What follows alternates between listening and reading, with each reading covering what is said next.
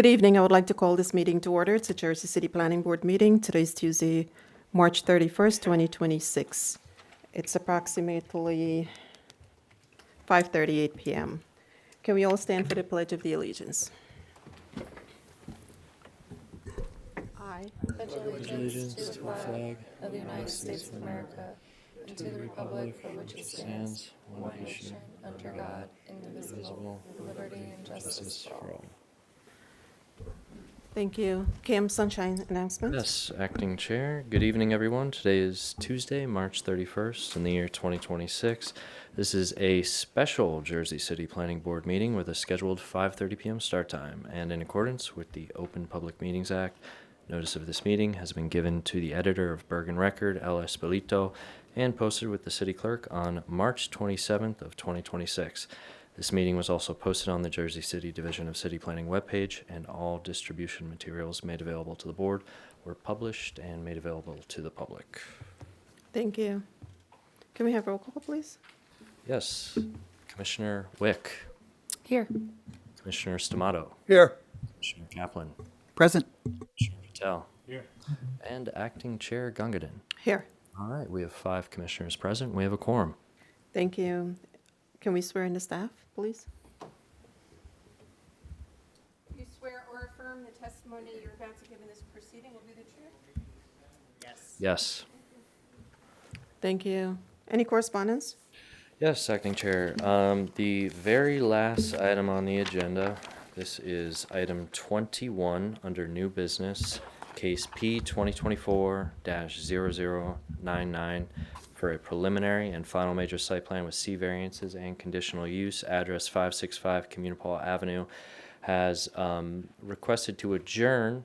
They're going to renotice, and the renoticing of their hearing is to a date uncertain currently. We're working out what date to carry them to. So they are adjourned to a date uncertain, and they will renotice. And that is item 21. And that concludes correspondence, and for the record, we've marked into evidence the Sunshine announcement as B1.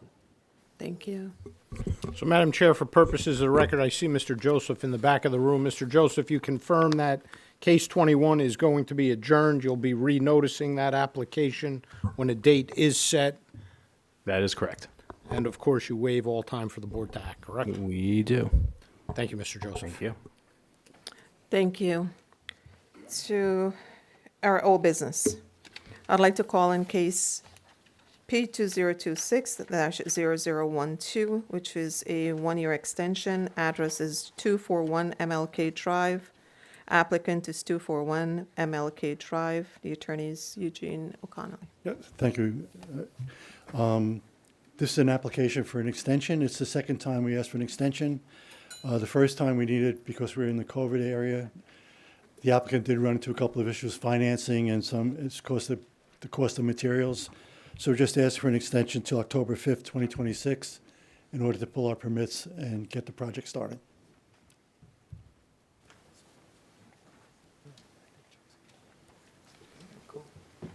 That's your testimony? That's your request? Yes. Okay. Any questions from the board? No. Staff? Planning staff has reviewed the request for the extension. We only ask that the applicant agree to all of the conditions that were part of the original resolution and that they will remain in effect on The the new applicant resolution. agrees and they remain in effect. Okay, Planning thank you. staff recommends approval. Thank you. I'd like to open for the public. Is there anyone from the public? See no one from the public. I'd like to close the public portion. Thank you. I'd like to make a motion to approve case P2026-0012 as presented to the board with staff recommendations and conditions. All right, Commissioner Wick, Aye. Commissioner Stamato, Commissioner Kaplan, Aye. Commissioner Patel, and Acting Chair Gungadin. Aye. All right, motion carries 5 in favor, 0 opposed. Thank you so very much for giving up your night tonight and having a special meeting. It's appreciated. You're welcome. I'd like to call case P2026-0033. It's a one-year extension. Address is 6 59 Grove Street. Applicant is Grove Street Partners LLC. Attorney James McCann. Good evening, Commissioners, staff, and council. James McCann, appearing on behalf of Grove Street Partners LLC. This is also an application for a one-year extension. This project is a 139-unit mixed-use building. It has 14,000 square feet of retail. It's a 10-story building with 99 parking spaces. This is our third and final request for an extension. However, my client now has an equity investor, they have a construction lender, and they also have recently filed building permits for the project with the Jersey City Construction Code officials. So they're now ready to build. The reason we're here is we need this extension so that when we go through zoning, we have the extension in place. So my client's ready to go, so I'm hoping you'll grant the third extension to them. Mr. McCann, just to be clear, filed for permits, they didn't get building permits issued yet, I suspect. No, they didn't get them issued, just filed. Madam Chair, I have no issue. I Thank just you. want clarity on the record. Thank you. Any questions from the board? No? No. No. I'd like to open for the public. Anyone from the public? I see no one from the public. I'd like to close the public portion. Second. Public is closed. Cam? Planning staff has no issue with the request. It's fully within their rights, and planning staff would only ask that they agree to incorporate all the conditions from the original approval and their resolution for the extension. Applicant agrees. All right, planning staff recommends approval. Thank you. I'd like to entertain a motion. I'd like to make a motion to approve case P 2026-0033 as presented to the board with all staff recommendations and conditions. Second it. Commissioner Wick, Aye. Commissioner Stamato, Aye. Commissioner Kaplan, Aye. Commissioner Patel, Aye. and Acting Chair Gongadin. Aye. Motion carries, all in favor with conditions. Thank you. You're welcome.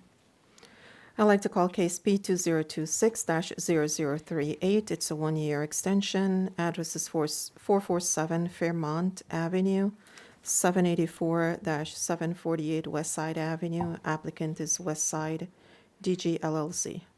Hi, good evening. Stephen Joseph for the applicant. So this is a request for extension for the subdivision portion only of a previously approved application. So this is a request to extend the period of time in order to record the subdivision deed. The deed was sent in for recording. It was rejected.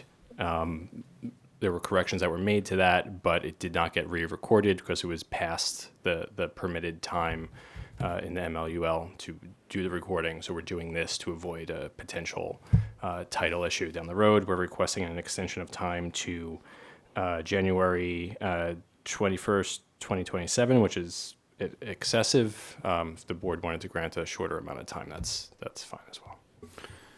Yeah, counsel, my general concern is obviously that if we grant more time, that the county's going to possibly kick it back. So it's already been kicked back, presumably because it's outside the 190 days to get it recorded under the resolution. So without that, they So- won't record it, is my general understanding down at the registrar's office. Yeah, so it was the title company sent it in for recording. I think it got rejected because they forgot to include a check. But by the time they got it back, it was past the time. So they didn't want to just re-record it because we were past the time. So, you know, if the board wanted to grant a year, that's fine. 30 days should also be fine.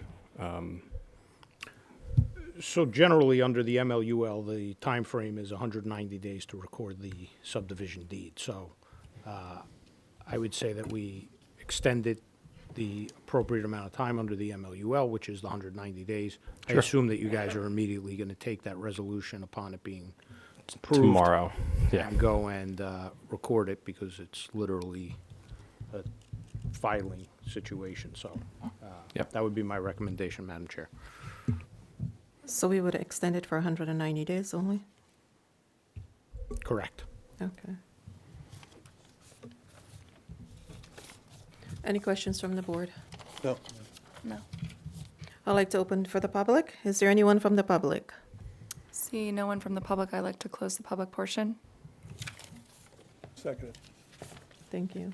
Staff? Staff recommends approval, provided that the applicant agrees to the conditions from the prior approval, P23-024. So agreed. Great, staff recommends approval. So the approval would be based upon the 190 days. Yeah, the approval would be to grant a 190-day extension from the adoption of the resolution in order to permit the filing and the recording of the subdivision deed. So I'd like to make a motion to approve case P2026-0038 with the condition of a 190-day extension For approval. for approval.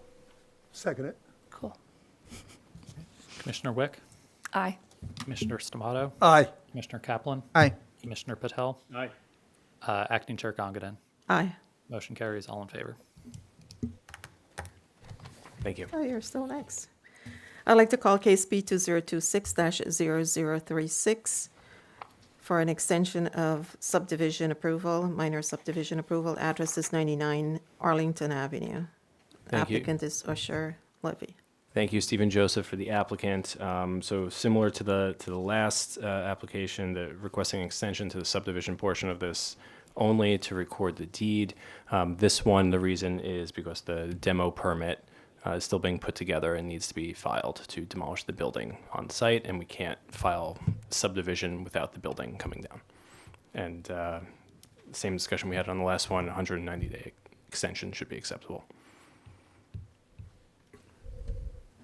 You have the permit to do the demo? No, they're gathering everything to file it. We have the historic component approved of the building. So we're gonna, again, 190-day extension, council may wind up back here only because he's gotta get the demo permit in order to be able to file or record the subdivision deed, but so be it. Any comments from the board? No. I'd like to open for the public. Is there anyone from the public? See no one from the public, I'd like to close the public portion. Second it. Cam? I am covering for Mr. Ward, the supervising planner assigned to this case, and he has recommended approval, and the caveat is that they agree to the conditions that were put into effect under case P2023-0100, and if those conditions are acceptable, planning staff recommends approval. They are acceptable. I'd like to entertain a motion. I'd like to make a motion to approve case P2026-0036 as presented to the board this evening with all staff recommendations and conditions, including the 190 days. Second it. All right, on a motion to approve, Commissioner Wick, Aye. Commissioner Stamato, Aye. Commissioner Kaplan, Aye. Commissioner Patel, Aye. and Acting Chair Gongadin. Aye. Motion carries, all in favor with conditions. Thank you. Thank you. I'd like to move on to new business. Review and discussion of certified artists Ryan Wright, Josh Koberg, Shiv Wazir, and Josh Kunblik. Formal action may be taken. Okay, we have 3 artists that have been recommended by the Artist Certification Board to the Planning Board to be eligible for the Artist Certified Housing. They meet criteria 1, 2, 3, 4, and 5. And one of them happens to be a skateboarder, which gets them bonus points. But planning staff sees no issues with the applications, and we recommend approving them for the artist housing. Thank you. Any comments from the board? No. I'd like to open for the public. Is there anyone from the public? See no one from the public, I'd like to close the public portion. Second. Thank you. Staff Oh, planning recommend- staff recommends approval. I'd like to entertain a motion. I would like to make a motion to approve the review and discussion of the certified artist this evening as presented to the board. Second it. All right, on a motion to approve, Commissioner Wick, Aye. Commissioner Stamato, Aye. Commissioner Kaplan, Aye. Commissioner Patel, Aye. and Acting Chair Gongadin. Aye. All right, motion carries, all in favor. Thank you. I'd like to move on to number 10, case B 2025-0198. It's a preliminary and final major site plan. Address is 808 Pavonia Avenue. Applicant is Community Development LLC. Mr. McCann. Hi, good evening again.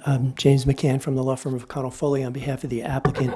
I do need to just correct the agenda. The applicant and owner of the property is 808 Pavonia owner Urban Renewal LLC, so the agenda is not correct.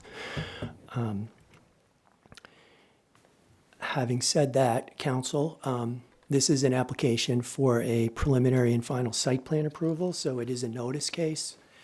I'd like to tender my notices to you. Thank you, counsel.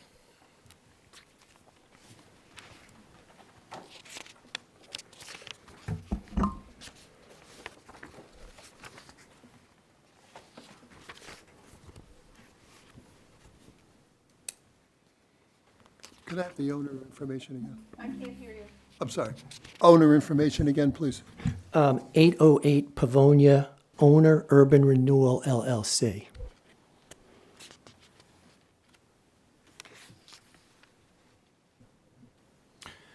Madam Chair, I'm receiving the affidavit of publication proof of mailing with respect to the application before the board this evening. I've had the opportunity to review it. It does appear to be in order. We are going to mark it as A1 for purposes of the record. So the property that we're here to discuss tonight is lot 34.04 in block 9404. It's formally a part of lot 39 in block 10601. And there's a second piece of property which is now known as lot 1.02 in block 10601. Both of those properties are in the Journal Square 2060 redevelopment plan area. And I thought because of the nature of this this application, it's a little unusual that I would just show you a couple of things from the redevelopment plan itself. So up on the screen, we have a copy of the cover sheet for the redevelopment plan. And we could go to the next slide. So what we're going to show you is this is an application to clear land and then build a loading dock for the Lowe's Theater on the property that I just described to you. And the reason that we're here tonight is because this is a requirement of the redevelopment plan for my client, who is the applicant. And you could see right there that that is a section from the redevelopment plan that requires, it's called infrastructure improvement section, and it requires the loading dock to be constructed at Site 6. And it provides some details for the loading dock, which we can talk about in a little bit. But that's in the redevelopment plan. So let's go to the next slide. And so this is just to acclimate you a little bit. What you see on the screen is map 1, which is also part of the redevelopment plan. And the applicant, my client, owns Site 6, which is everything there that's in color. It extends for almost that entire exhibit. And the applicant was here before the board several years ago in 2023 and received preliminary and final site plan approvals to build 2 buildings on those property and some extensive open space also. And this board approved those, granted site plan approvals for those properties. Also, what was done at the time was the applicant was required to subdivide the property and carve out a section of it so that a loading dock for the Lowe's Theater could be built there. So that map that you see there, there's actually now 3 separate lots. And the area that's circled, that's on the redevelopment plan, and that's where the redevelopment plan has always contemplated the loading dock that we're going to show you is to be located. And you can see just to the right of the circle that we drew on the plan, that's the Lowe's Theater there. I guess it kind of looks like the back of a beetle, but that's the Lowe's Theater. And the loading dock is right below it. I think that's to the south or to the north. So That's the area that we're talking about tonight, and that is actually a section from the redevelopment plan that you're looking at. So let's look at the next slide. The next slide involves another piece of property which has been called the triangle parcel, and it is a small triangular parcel of land that the Jersey City Redevelopment Agency, and obviously the City Council first, has always intended the JCRA or the city to acquire for improvements for Magnolia Plaza, which is directly across the area where the loading dock is. And we'll show you that on the next slide. So this is also a map 6 from the Journal Square redevelopment plan, and you could see the triangular section in red near the top left of the screen. That's the triangular parcel. And as of today, the JCRA has acquired that, and that's lot 102 that I described to you before. Lot 3404 is where the actual loading dock is going to be built. And you could see on this plan that the triangular parcel is directly across what we call the art walk from the loading dock lot, let's call it. So that's the context of what we're doing. My client purchased the property, so they purchased site 6. They were required to enter into a redevelopment agreement with the JCRA, and pursuant to the redevelopment agreement, they're required to create that lot, which we've done. And the next slide is the subdivision map, which this board approved in 2023, and that is the circled part is the actual lot that's now of record in the city, which was created to put the loading dock in it. So that's the recorded subdivision map that this board approved. So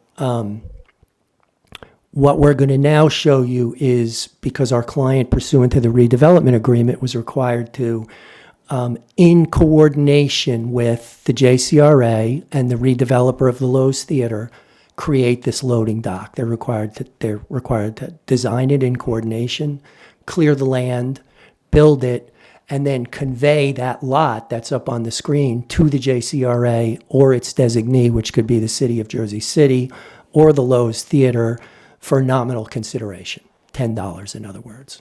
So that's kind of the basis. Now I'm going to turn the presentation over to the civil engineer for the project, Len Savino from Langen, and he's going to actually show you the loading dock that we're proposing tonight. Council, I thought that the slides that I just showed, we should probably make them an exhibit, so I brought a hard copy with me. So my only problem with marking them is they are city documents. So,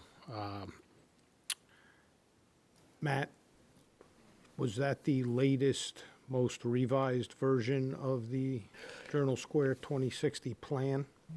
So the cover page that Mr. McCann showed an older version of the plan, but the relevant pages in question from that version of the plan are identical to the current plan. So let's just leave it as That's okay. the Journal Square 2060 redevelopment plan Good enough. in those docs. All right, turn it over to Len Savino.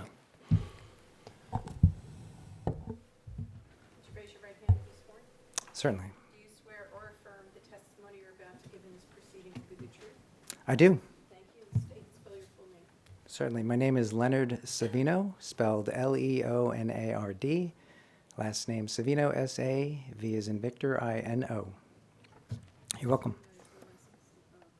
Yes, I am a licensed professional engineer in the state of New Jersey, New York, and my license is current. And Len, just a couple of quick questions. You're the civil engineer for the project that I described before. We've been here several times on the 808 Pavonia project, correct? That is correct. Which is the two-tower project. Correct. And the subdivision plan that's up on the screen, your office prepared that, correct? Yes, that is correct. Okay, so you're familiar with the project and the loading dock component of it. Yep, very familiar. All right, thank you. Certainly. So I just wanted to take a couple minutes to describe what the improvements are on the site plan, which was submitted as part of the application. Also, a little bit about the grading and drainage, and a little about lighting. So the plan you see is the site plan submitted, CS 101 is the drawing number.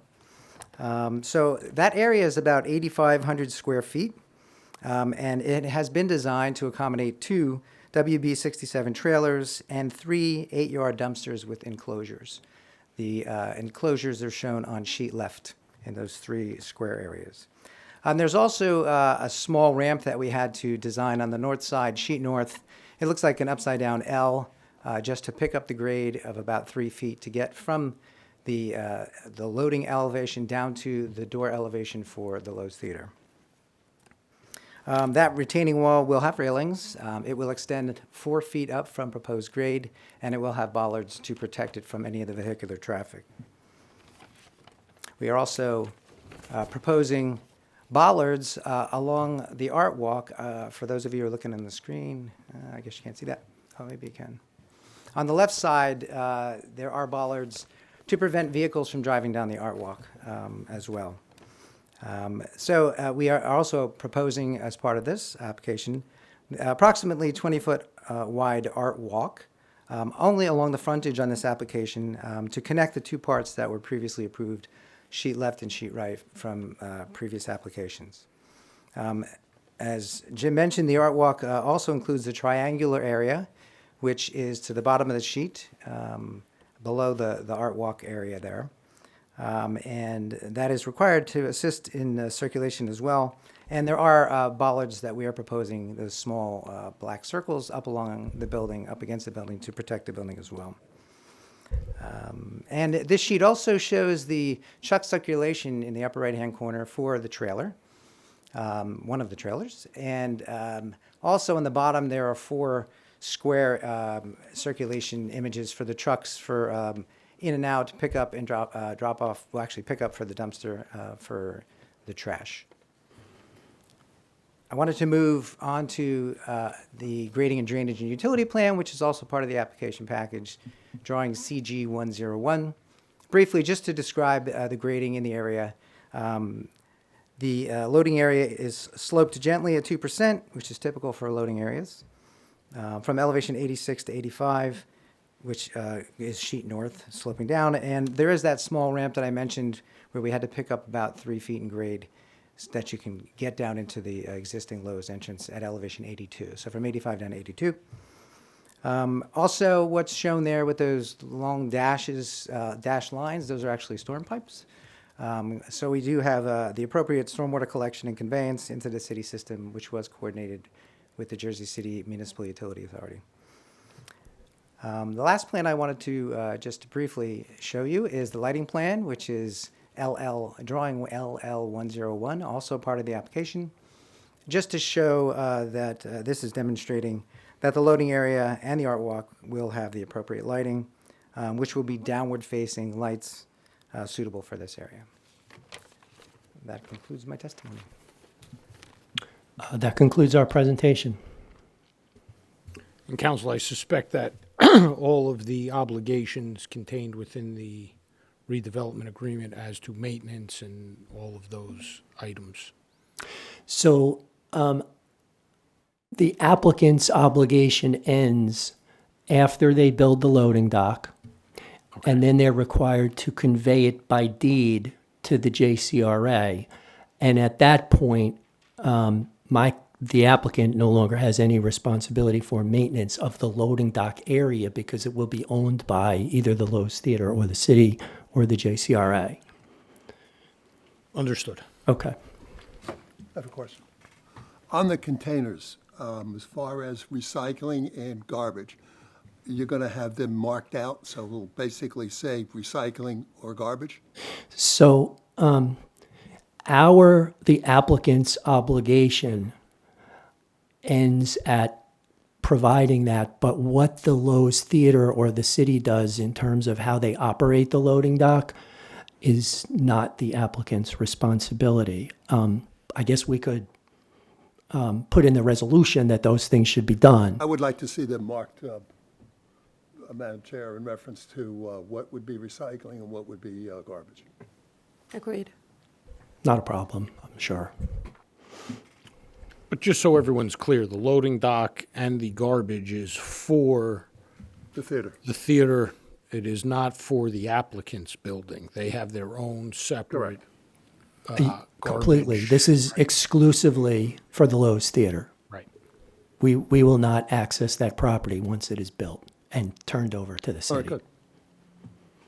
Any It'll be questions? marked Any other accordingly. questions from the board? Madam Chair, just a couple questions. You referenced kind of the triangle that's required for the truck to maneuver. Are there any improvements as part of this application in that area where the truck's maneuvering? There are. I'll let Yes. Len answer that question. Yes, so that area will be cleared. There's a couple of utilities in the way. There's a fire hydrant that will be relocated. And that area will be actually repaved to match the art walk. So that whole area will feel like a pedestrian circulation area as well. And so you know, that area is owned by the Jersey City Redevelopment Agency. They signed a consent for us to submit this application because that area is important for the trucks to access the loading dock. And that was the purpose, that was the reason why the redevelopment agency acquired it, in fact. But part of your client's obligation is to do those improvements? Yes, Okay. yes. Any other questions from the board? Yes, Madam Chair. You mentioned constructing a ramp for grade along the art walk. Is that correct? No, it's not along the art walk. Let me go back. Point that out. Yeah, thank you. Sure.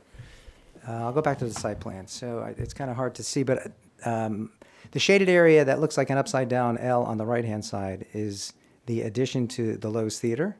And then about center way down there, there's a little square with some black dots around it. That's the lowest area. Can you That- identify it with the cursor? Is Yeah, that I was possible? trying to do that. Oh, I can do it with the cursor. You're right. Yes, I'm sorry. There you go. Yeah, that's right. Yes, so this area right here is I where see. the trucks will be unloaded, and then this ramp down, approximately 3 feet from 85 to 82, and then this landing area allows them to get in and out of this doorway.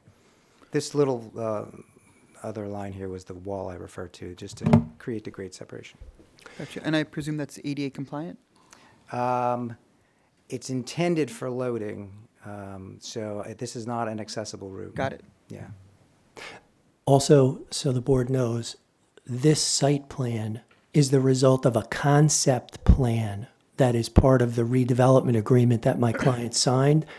That the concept plan was worked out with the JCRA and the redeveloper of the Lowe's Theater. So what we're asking you to approve is effectively something that these other parties have all looked at. Just responding to the transportation memo, they noted something about parking regulations that may be required to accommodate the trucks to prevent conflicting parking. Is that something that's been discussed? So I think that if you also, besides the transportation memo, Matt De Silva's staff memo, our approval that you're going to give us tonight, should you give it to us, is solely to construct the improvements. There still needs to be coordination between the operator of the Lowe's Theater, the planning staff, and the transportation division. And I think that's what those comments are getting at for the most part. And we agree to those comments because our obligation ends at constructing. So that's it. And the resolution that you'll adopt will say that the loading dock can't be used until, I guess, Matt De Silva and transportation are satisfied that the parties have coordinated operations.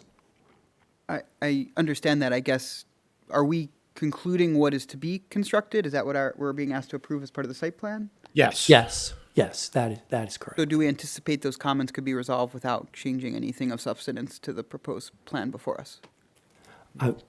I think the answer to that's yes.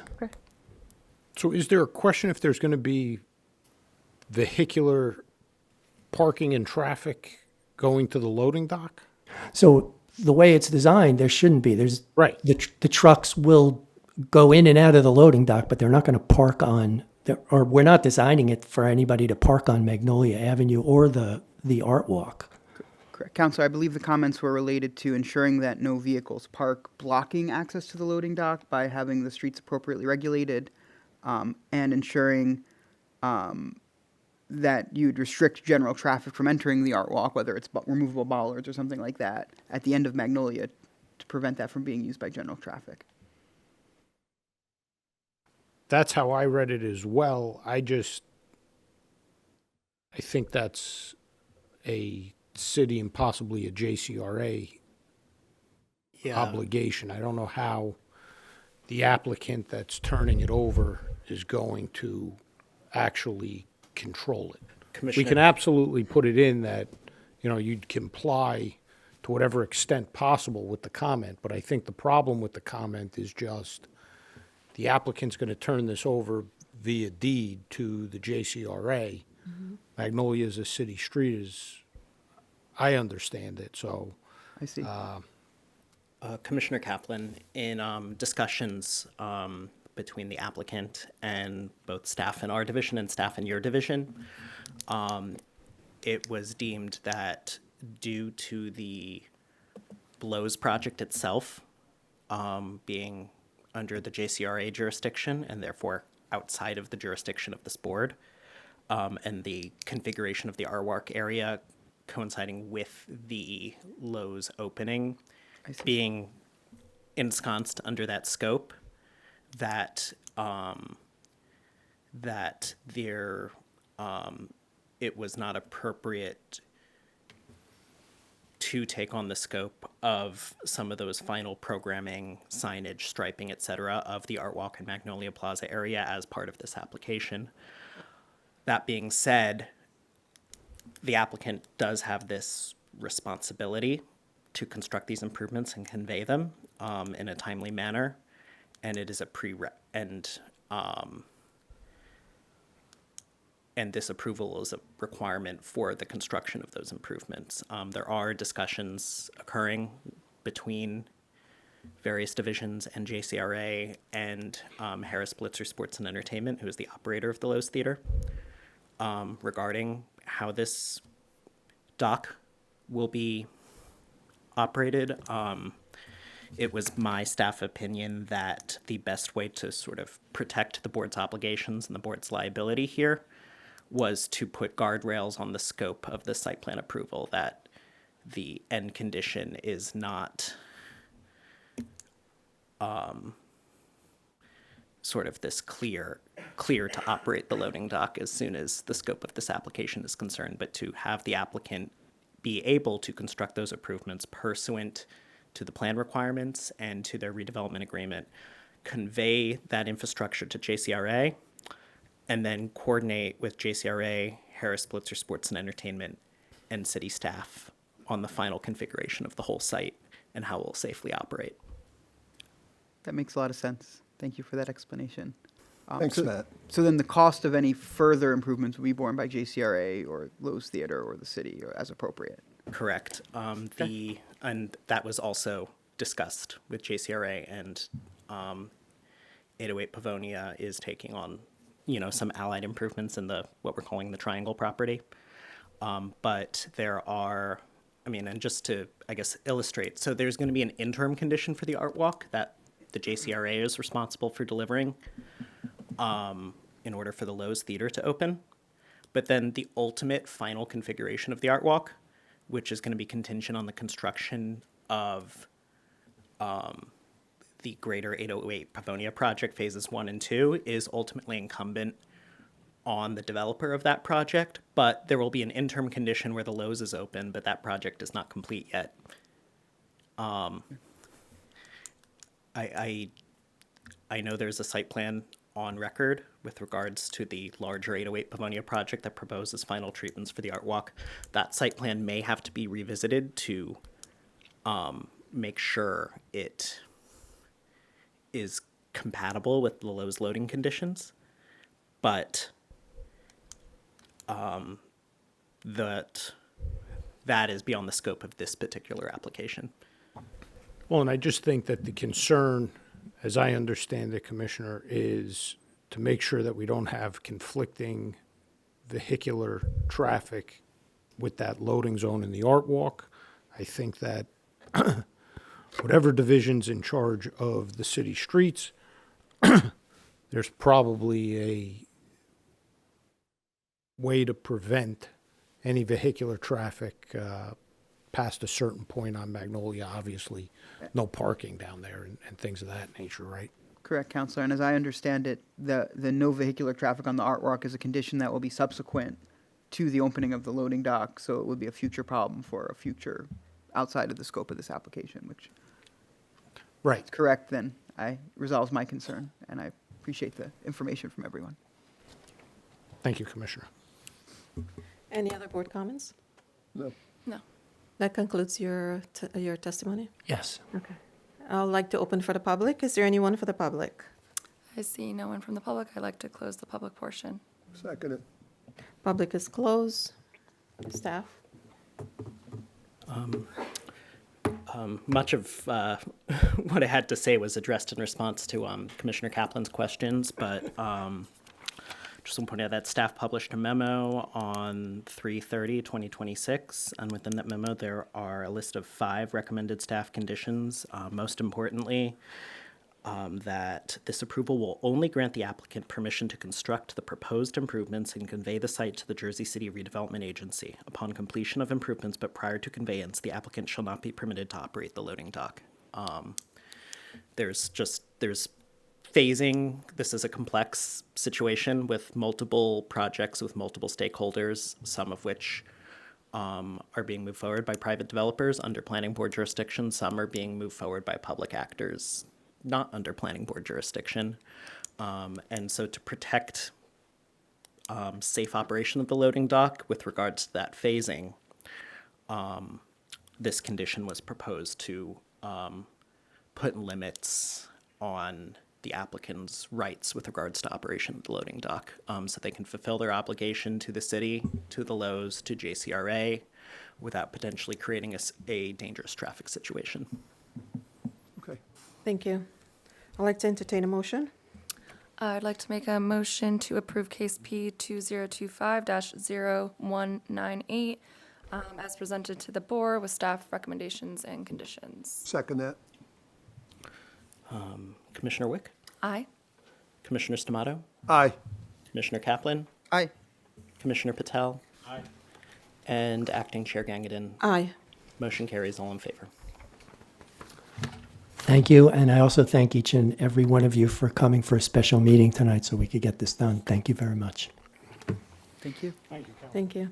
I'd like to call case B 2025-0150, which is a minor site plan. Address is 202 Plainfield Avenue. Attorney, Mr. Wine. Yes, good evening, Madam Acting Chair. Commissioners Benjamin Wine of Prime, Tuvel, and Maselli, on behalf of the applicant here this evening, Paramjeet and Jaydeep and Achint Singh. This is not a notice case, it is a minor site plan, and we were placed on this special meeting agenda. So first and foremost, I want to take the opportunity to thank the board for meeting this evening for a special meeting. You will see me several more times throughout the night. The application before you is for the property located at 202 Plainfield Avenue, and for the record, that's block 14602, lot 30 in your R1 zone. We are here seeking minor site plan approval in order to construct a new 3-story residential building that will consist of 4 residential dwelling units with 2 parking spaces. And we do have site improvements proposed as well, which you'll hear about in detail from our project architect, including to stormwater management, landscaping, lighting, etc. We are fully conforming with your R1 requirements. We have no variances for you this evening. And I do have one witness that I intend to call this evening, of Art Patel, our project architect, unless you have any questions of me. Perfect, thank you.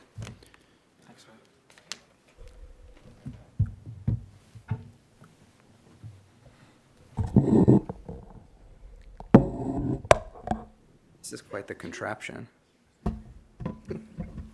Do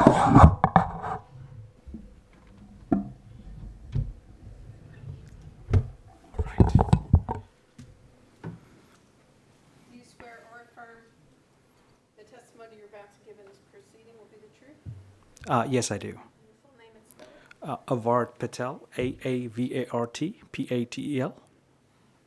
Thank you. Your license current and in good standing? Yes, it is. Thanks. Thank you. Thank you. So, Albert, if you can please identify what's on the screen here this evening, confirm that these are the plans that were submitted more than 10 days in advance of the meeting, and walk the board through your presentation. Yes, these are the plans which are submitted and are on the portal at the moment. Okay, the site is located at 202 Plainfield Avenue, 40-foot wide, 100-foot deep, 4,000 square feet. We are proposing a 3-story structure which will have a 4 residential unit. We are proposing covered parking at the first floor. Gonna quickly go to the site plan. Actually, this is the existing condition. There's a 2-story frame dwelling which would be demolished. You can see the proposed development on the screen. This is the proposed site plan. The building will, on the right side, we are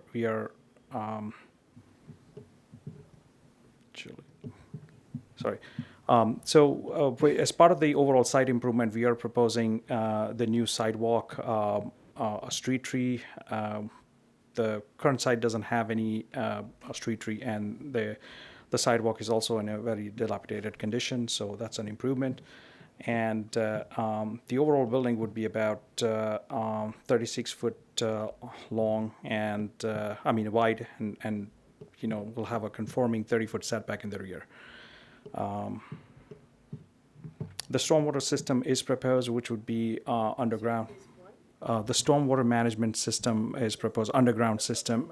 It would be located under the backyard open area. We can see the first floor plan on the screen. The building is on the property line on the right side, given that the adjacent structure is more than 4 feet away. That's the main entry to the building, and then we have a 2-car parking garage on the left side. We are also proposing for bicycle parking within the garage.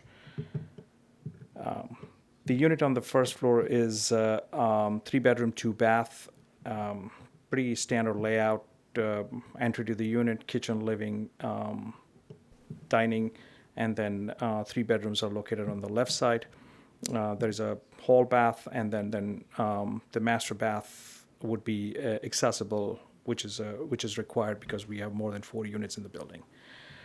There is a small sprinkler room proposed off of the garage, and then garbage areas also, garbage and recycle room is located off of the residential lobby. The unit 1 will get access to the backyard. There's a small patio with the access directly from the living area. I'm going to go to the second floor. This level we have 2 units, and they are duplex. Unit 2, which is towards the back, access off of the staircase, living, kitchen, dining, and then 2 bedrooms are located at this level. And then the staircase will, this is a standalone unit. This is a 2-bedroom, 2-bath unit. And then unit 3, which is towards the front of the building, has a living, dining, kitchen, and a small office area at the second floor. And then the staircase will go to the third level, which will have the 3 bedrooms at that. Now going to the third floor plan, staircase comes up, and we have bedroom number 1, 2, 3 here. And then the unit towards the front is again a standalone unit that would be 3-bedroom, 2-bath, totaling about 1,800 square feet, 1,830 to be exact. Going to the roof plan, the roof deck is split up into unit 3 and unit 4 will get access to the roof. There are a green roof. There's a green roof proposed. Of course, the required 10-foot setback on the front will be all green roof, and then the rear of the building would be additional 475 square feet of a green roof. The rooftop HVAC equipment would be screened as required. That's about it. I'm going to quickly walk you through the front elevation. We are proposing, the front facade is predominantly brick material, and the patio door with a side lights accentuating the element in the middle, which would be covered in a hardy type siding with a board and a bat at the gable portion of the roof, and the railings are. The balconies are more like a Juliet type balconies. The door opens and there's a little area, but it's not a full depth balcony towards the front. It's just a Juliet. I'm gonna quickly go to the rear elevation. Pretty standard treatment. Overall, just few windows off of the bedrooms, and then the remaining facade is vinyl type siding. At the ground level or the first level would be covered with a stucco. This is the right side of the building, which is on the property line, and that would be covered with a stucco material. It's a 2-hour rated masonry wall, which would be covered with the stucco. And the other side has the windows coming off of the bedrooms, and treatment would be similar. The upper 2 stories will have a vinyl siding, and then at the first floor would be stucco finish. The site would be upgraded for a new sewer and water line. The building would be fully sprinkled. That's about it. Thank you. And Albert, just to confirm for the record, we do comply with all of the bulk requirements for the R1 zone. Is that correct? Yes, we do. And all of our proposed lighting will comply with the city standards. Is that correct? Absolutely. Okay. Madam Acting Chair, I have nothing further for Mr. Patel, and that will conclude my presentation. Thank you. Any comments from the board? Yeah, I do. The balcony, I'd like to see it no more than 3 inches high, as far as off the base, off the floor. The railing. The railing, excuse me. Yes, it would be fully code compliant as well as the OSHA compliant, where nothing can roll off the balconies. Perfect. Thank you. Ed would kill me if I didn't. I was going to say, We were that's a told they Mr. can get Torres into question. a quarter of an inch. You're right. What we've been told recently. What kind of wall is surrounding the roof deck?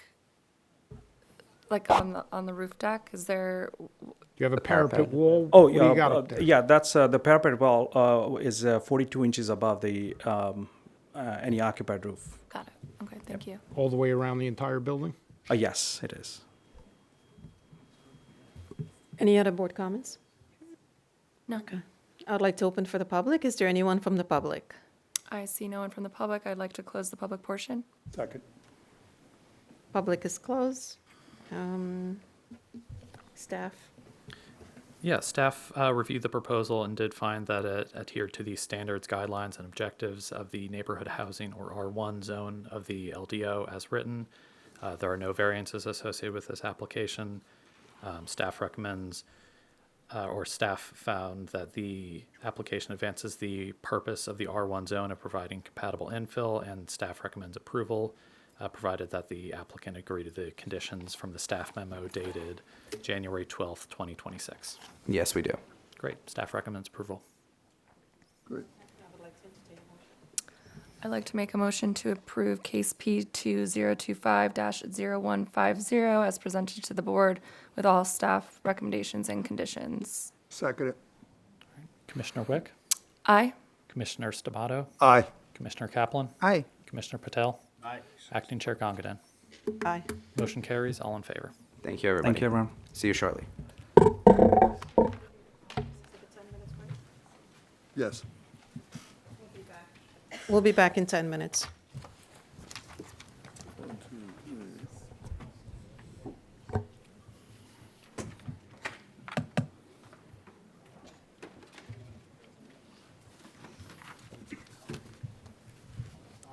I'd like to call the meeting back to order.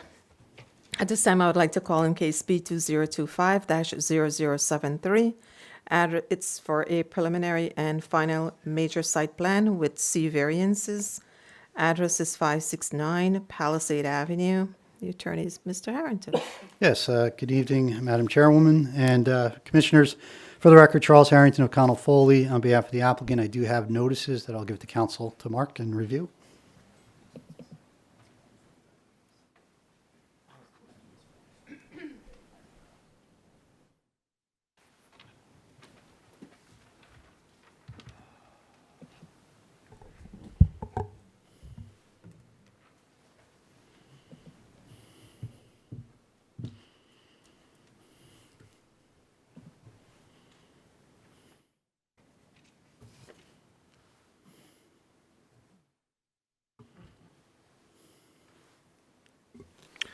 Madam Chairman, I received the affidavit of publication proof of mailing with respect to the application at 569 Palisade Avenue.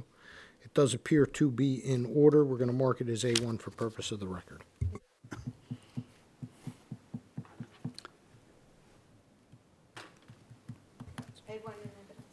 Thank you. So, yeah, the application before you tonight is, it's rather straightforward. The property is on Palisade Avenue and located in the RC2 zone. That's the residential commercial district. The property is 6,500 square feet. It's a 5-story building, 11 residential units and 10 parking spaces. You'll see during the presentation that we are seeking two nominal variances. One is with regard to the rear yard setback, and you'll see how the rear of the property notches on one corner, and it's only a little section, and that's where we're seeking relief.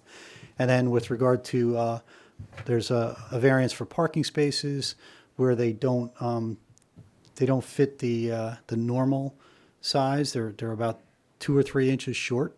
So it's a compact space technically, but we are seeking relief or approval for those spaces. So I do have a few witnesses tonight. I'm gonna start off with our civil engineer, Michael Risk, to get you affiliated with or familiar with the site, and then I have our architect and Mr. Bellamy to address the requested variances. Michael?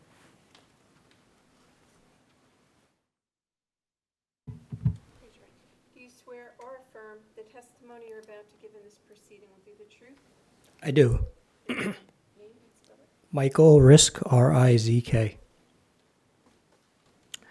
Good evening, Mr. Risk. Is your license current and in good standing? It is. Thank you. You may proceed.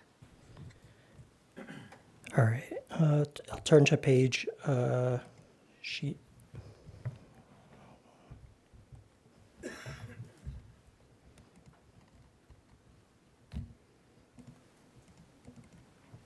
Sheet C301, which is part of the site plan set that was submitted and is on the portal. So the subject property is located at 569 Palisade Avenue. It's identified as block 2304, lot 25, and is approximately 6,500 square feet. Currently on site, there's a 3-story, 6-unit building with a detached 1-story garage in the rear of the property. It's being demolished, and a 5-story, 10-unit building is being proposed.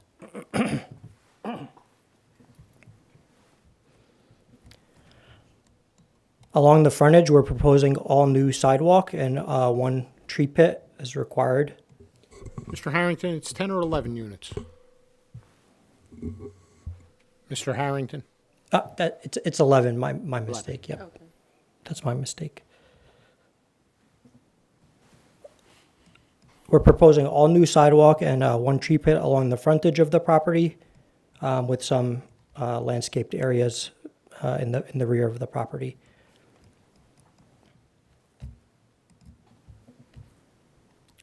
For utilities, we're providing all new utilities, which will tie into the existing infrastructure in Palisade Avenue, new water, new sewer, new electric and gas. The project does propose an underground detention basin, which is compliant with the Jersey City Stormwater Ordinance and the DEP's rules for a major development.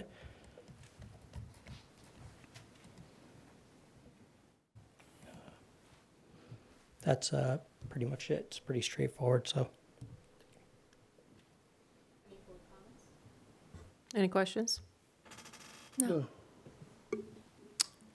Okay, then I'm going to move right into Mr. Vandermark's architectural testimony.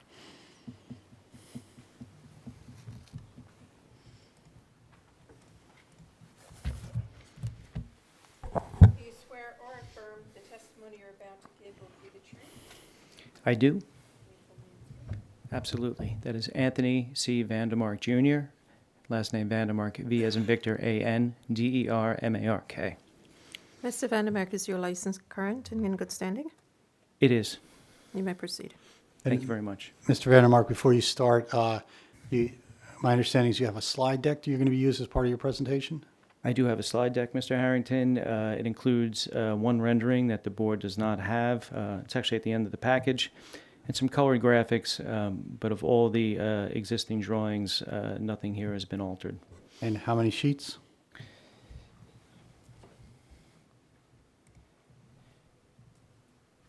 It's 18 sheets. Okay, we'd ask that be marked as A2. So marked, is there a date? Yes. The actual zoning set is dated 1/29/2026. Thank you. So once again, good evening, everyone, and we're here tonight to present a very close to an as-of-right application, a very close to an as-of-right application at 569 Palisade Avenue. We're proposing a 5-story building that is 55 feet in height from average grade. We're proposing 11 residential units. The property is approximately mid-block on Palisades Ave, with South Street to the south of the property and Congress Street to the north of the property. Graphic number 2 here of the pre-existing conditions. The structure has since been raised. However, it is bookended by an existing approximately 100-year-old 4-story building to the south and a newly constructed 4-story building to the north. So this proposal will fit right in between these pre-existing structures in scale. Foreground on graphic number 3, again, existing building to the south, 4 stories, and that measures approximately 42 feet from grade. And the book-matched building to the north is 45 feet in total height. The previous site that has since been raised was 100% impervious. And what we're doing this evening here is we're bringing this building further into the green-related improvements here that the city is looking for in all new construction. Right here in graphic number 4, as you can see, there was parking with an asphalt parking surface in the rear yard. This is all going to be improved. There's going to be new retaining walls and perimeter fencing around the site. Just some general parameters of the project. We are proposing 11 units. We are proposing 10 parking spaces. Included in those 10 parking spaces is 1 ADA space, 5 standard spaces, and 4 compact spaces. And this is one of the variances that we have triggered. Typically, when you think of a compact parking space, you're always looking at the width. However, in this case, the parking spaces that we're proposing tonight are 9 feet wide. The depth of these parking spaces are 17'8", and 18 feet is the general requirement for that. So there's a 4-inch difference. So we're requesting a variance for those 4 compact parking spaces. We are also requesting a rear yard setback variance. Mr. Bellamy here, our planner, will speak to the setback variances, but I will describe the location. This is triggered by a pre-existing condition in the site that we have a small notch in the northwest corner of the property. We are also proposing an 880 square foot commercial retail space with 16 bicycle parking spaces as part of this application. Survey you had in front of you, again, the garage structure and the 3-story structure in this graphic have since been removed. In this graphic, top right-hand corner, as you can see, there is a 10-foot vertical and a 10-foot horizontal notch in the back end of the property. This pre-existing condition, coupled with holding our building line straight across from north to south, is triggering a small setback variance in the rear yard. New footprint of the building, again, in yellow, center of the building is at 5 stories, 55 feet in total height. 10 feet off the front property line, we have a 4-story section. This is compliant with the RC2, Residential Commercial 2 zone district requirements. To the rear, we have a 16'6" portion or 1-story portion that is providing some roof decks for the tenants at the second level, and then also a location where we have stairs going down to 2 rear yards that are feeding the back 3 units.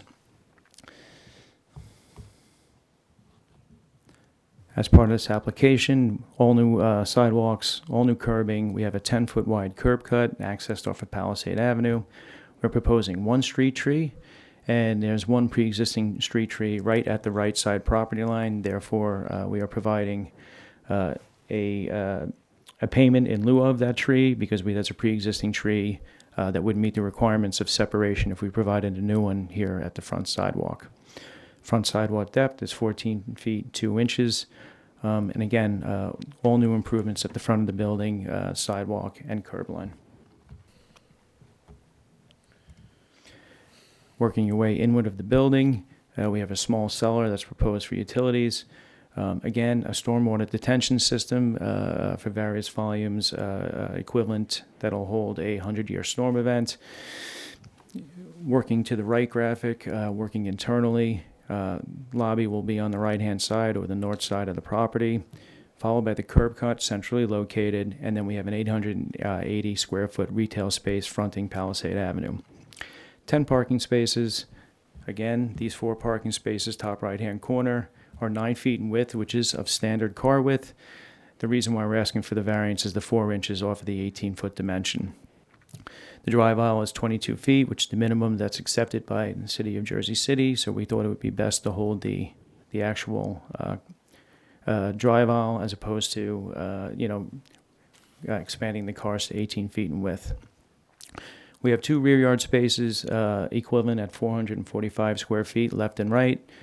Again, we will have a perimeter retaining wall at the base and a fence that lines, a privacy fence that lines the outside of the property in the rear yard. Bicycle parking spaces are here, top left-hand corner.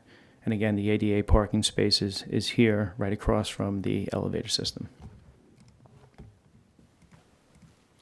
We have a unique plan here where we have 11 units.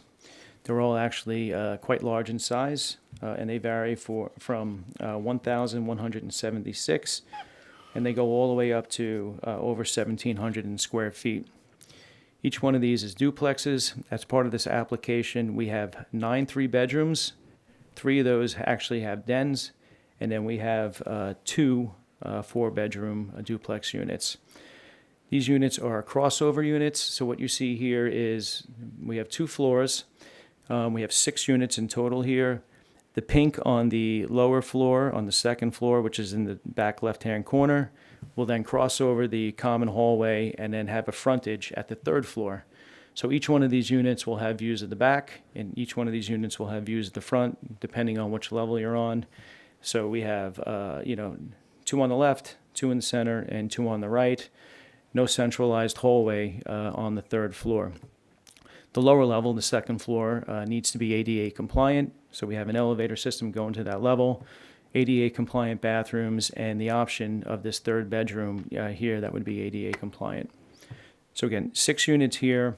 We have outdoor space coming off the back 3 of the 2nd floor at 142 square feet each, followed by 380 square feet of extensive green roof. Moving up to the 3rd floor, again, upper portions of the lower units, with a 87, 100 square foot and 87 square foot extended cantilevered outdoor space off of the back of the units.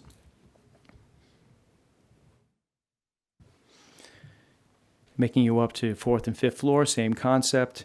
However, the 5th floor has a 10-foot setback that is in the requirement for the RC2 zone.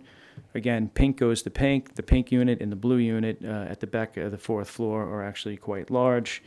They are at 1,748 and 1,632 in square footage, followed by 3 of the smaller units. You can call them smaller at 1,380, 1,437, and 1,367.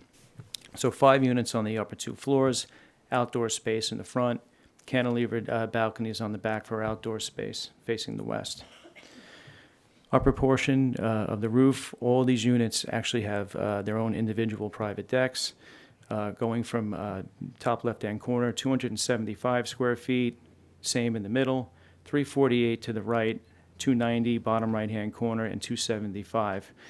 We have extensive green roof that lines the perimeter of the overall rooftop here at 638 and 595 square feet. We have a substantial amount of extensive roof deck, extensive green roof area in this project. Totals 1,613 square feet of green roof area, which is great. It's 25% of the overall site area. This goes in line with the green principles that the city is requiring for new construction. Coupled with the stormwater detention system, we think we have a really great project here. The exterior elevation at 5 stories in total, but the 5th floor is actually set back 10 feet, as I had described in the floor plans. We predominantly have this terracotta or an orange colored brick as the base or field.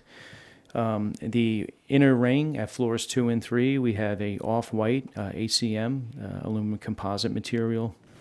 At the base of the building, we have 3 vertical piers. As you can see, we have the 569 signage on top of them. This is a gray cast stone. And then the recessed top floor is a light gray ACM or aluminum composite material. The overall building height is 55 feet in total height. The first floor to second floor measures in 12 feet of height. Floors 2, 3, and 4 are at 10 feet, 8 inches, and then the top floor is at 11 feet in total, totaling 55 feet, which is right in line with the, being compliant with the RC2 zone. The overall bulkheads are 10 feet in height. We have that measured from the top of the roof to the top of the bulkhead. Again, compliant, non-variance. The rear elevation, top right-hand corner, is a 2-colored cement board scheme with the cantilevered balconies. We have a charcoal gray at the lower portion, as you can see, shaded in gray. The upper portion is a cement board in a lighter gray. The railing systems will be a painted vertical balustrade. And again, at the back of the building, again, we will have cement board panels at the 1-story section.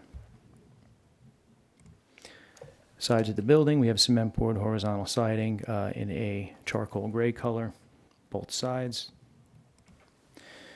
Looking at this just from an impact, as you can see, the street wall now will be completed. At the moment, there's a missing tooth. The 4th story is at 44 feet in total height, and as you can see, it just lines up with the cornice line in the foreground and in the background of the existing buildings that remain there. So again, we think we have a nice addition to the neighborhood, providing the retail and the residential component that are right in line with the RC2 zone. From a shadow standpoint, well, we're providing an as-of-right volume of the building, and again, east to west, we're going to cast very little shadow, only to the end of the day on the properties to the rear. Other than that, we are in full compliancy as far as shadow goes. In closing, I think we have a very, very good application here for Palisade, and we ask for the board to approve. Thank you.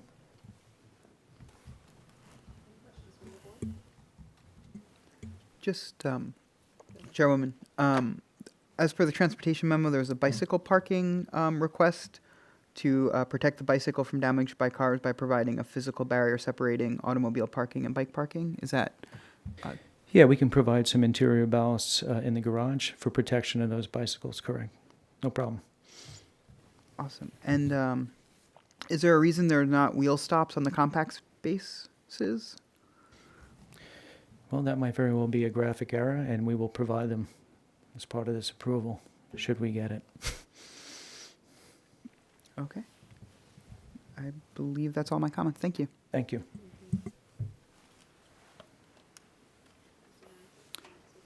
I just then, I can move, if there are no further questions, I'll move on to Mr. Bellamy to address those. Do you swear or affirm the testimony you're about to give in this proceeding will be the truth? Yes, I do. Samuel Bellamy, last name Bellamy. Mr. Bellamy, is your license current and in good standing? Yes, current and in good standing. You may proceed. Thank you. So this project's located in the RC2 Residential Commercial 2 District. As you heard, we are requesting a variance for the rear yard setback, as well as approval for compact spaces within the garage. This project's largely in line with what the RC2 district calls for. It's a permitted mixed-use building at a permitted density with 11 units, and the bulk of the building itself is largely in conformance with the bulk standards. The rear yard setback variance that we're seeking is related to the irregular notch in the rear of the property. That notch is 10 feet wide by 10 feet deep. The bulk of the building itself is, majority of the rear yard setback is in conformance. The requirement's 15% of the lot depth, so that's 16.5 feet on the ground floor, and then 30% of the lot depth for the upper floors, which equates to 33 feet on the 110-foot deep lot. So we are proposing a minimum of 6 feet 6 inches, and that's where the building, where the rear of the building abuts the notch of the property in the corner. But the rest of the rear wall is in line with the setback standard. Is in line with the setback requirements for the rear yard. That notch is also there's a abutting one-story structure that has a 0-foot side and rear yard setback abutting this property. So there isn't a yard space in the back. It's actually a non-conforming condition abutting this property. Overall, we are proposing a conforming coverage, both in respect to the building and lot coverage. And I think the bulk of the building itself does provide for adequate light, air, and open space with adjacent properties. With respect to the compact spaces, as you heard, we are proposing spaces that are 9 feet wide and 17 feet 8 inches deep. So they're 4 inches short of the standard on one side of the building. So that does require planning board approval. I think overall they do meet the intent of the standard, and in addition to providing for a wider width for compact spaces at 9 feet, where 8.5 feet's permitted. We do have a conforming drive aisle width here at 22 feet, so I think there is adequate space for circulation into and out of the spaces within the garage. Both of these variance requests, I think, can be approved in line with the C2 criteria, where the benefits would outweigh the detriments. This project does promote the purposes of the municipal land use law. Again, it's a permitted use, and I think appropriate development of the property consistent with Purpose A. And it does provide for adequate setbacks, allowing for adequate light, air, and open space consistent with Purpose C. With respect to the negative criteria, I do not see a substantial detriment to the general welfare. Again, I think this is directly in line with what the RC2 district is calling for. I likewise don't see a substantial impairment to the zone plan or zoning ordinance. This is consistent with the purpose of the RC2 district, which is to recognize and promote the existence and importance of historic mixed-use neighborhood business districts throughout the city. So this is a mixed-use building that will complete the streetscape here along Palisade Avenue. And with that, I think this project does meet both the positive and negative criteria. That would conclude my direct testimony, but I'd be happy to answer any questions the board might have. I'll refer to the board. Any board comments? No. Thank you. At this time, I would like to open for the public. Is there anyone from the public? See no one from the public. I would like to close the public portion. Mr. Harrington? Second it. That wraps you up there. That wraps us up, yes. I will refer to staff. Pam? Okay, so this application was reviewed and issued a memo in November of 2025 by Ms. Juru. Are all conditions in the planner staff memo acceptable by the applicant's attorney? Yes, they are. Okay, planning staff is satisfied with the testimony provided by the professional planner. We agree they are not inflicting any detriment to the public's health, general welfare, well-being, and it's not going to impact our master plan, the zone plan, And for that reason, planning staff recommends approval with conditions. I'd like to entertain a motion. I'd like to make a motion to approve case P2025-0073 as presented to the board with all staff recommendations and conditions. Second it. All right, on a motion to approve, Commissioner Wick, Aye. Commissioner Stamato, Aye. Commissioner Kaplan, Aye. Commissioner Patel, and Acting Chair Gungadin. Aye. All right, motion carries all in favor with conditions. Thank you. Thank you. So, on their agenda for the next three, 13, 14, 15, which is case P2024-0111, case P2024-0112, and case P2024-0113. They're the same property? Yes. How do we proceed, Attorney? Mr. Joseph, in reviewing the plans, it looks like we're subdividing and building two mirror image buildings, 45 feet in height. Is that fair and accurate? That is accurate. We'd like to present everything together, if it's okay with the board, to save time. I think it's the appropriate way to proceed, Madam Chair. Thank you. So at this time, we'll call all the three cases, and I'll repeat it again. Case P2024-0111, which is the minor subdivision with C variances. Address is 86-92 Ocean Avenue. Next case number is P2024-0112, which is the minor site plan. Address is 90 Ocean Avenue. And the next case is P2024-0113, which is a minor site plan. The address is 86 Ocean Avenue. All right, good evening. Stephen Joseph for the applicant. This is a notice application.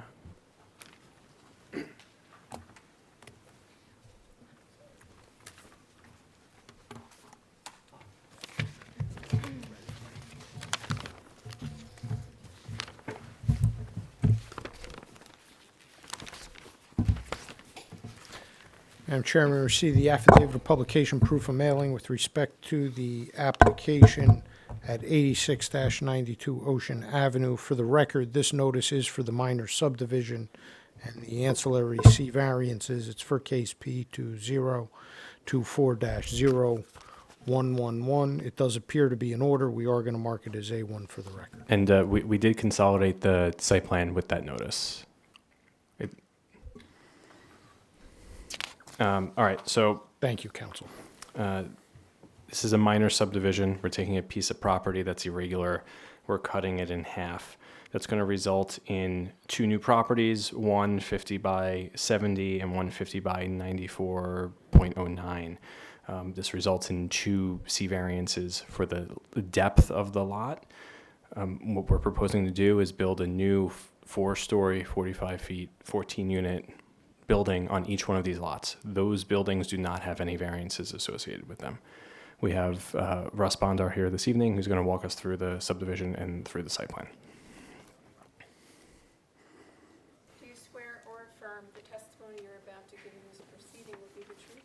Yes, I do. And your full name is- My name is Russell, last name is Bodnar, B-O-D-N-A-R. I reside at 52 Long Hill Road in Long Valley, New Jersey, and my license is in good standing. Okay, as we can see here, our actual project's located on Seaview and Ocean. We have a corner lot. We are doing the subdivision. The lots themselves will be 50 feet. Both are going to be 50 feet wide. The only problem is, as you can see here on the site plan itself, on the actual subdivision plan, there's a lot of jags and angles on this on the lot itself. So the lot on 86 Ocean is going to be 50 feet by 70 on the short, but it's actually 50 feet by 80 something on the Because of the angle of the because street. of the angle. So it's about 81.90. The next lot itself, which is going to be 90 Ocean, is again 50 feet wide, but it actually goes down to 128 feet at the long spot and 94 at the shorter spot. And those lots are, the 86 Ocean is 3,797 square feet, and the 90 Ocean lot is 5,572.5 square feet. That's 34.01 and 36.01 respectively. And Russ, if you don't mind just identifying the after part of the subdivision on the right-hand side. Yeah, of the the screen. after one is on the subdivision on the right-hand side. You can see the red line here indicates our new lot lines. And again, the new lot lines on the 90 Ocean as well. So we feel that although we're not compliant on the 100-foot depth, we are compliant overall with the concept of what Jersey City would like to us do. Any questions on the subdivision portion? Lot area, council? I'm sorry? The lot area. Oh, the overall lot area is 14,942 square When feet. subdivided. And when it's subdivided, each one is the 86 Ocean is 3,797 square feet, and the other one is 5,000, and the 90 Ocean is 5,572. And those exceed the minimum requirement. Correct. Correct. The only variance is for the lot depth, not for the width, not for the lot area. Yeah, the lot area is required to be 2,500 square feet. So they're still going to be in excess of the lot area, but they will be deficient in depth because of the shape of the property. That's correct. Correct. And we do have a planner here this evening as well. All right. You want to move on to the site plan, Russ? Yeah, want to go on to the architectural work? Yeah. Yep. Okay, there we go. All right, let's start off with 86 Ocean. It's the corner property. As you can see here, we have 14 units in both buildings, the 90 and the 90 Ocean and the 86 both have 14 units. Each one of them has 8 two-bedrooms and 6 one-bedrooms. On the 86 Ocean, we have our two-bedrooms range from 788 square feet to 980 square feet, and our one-bedrooms are 687 square feet.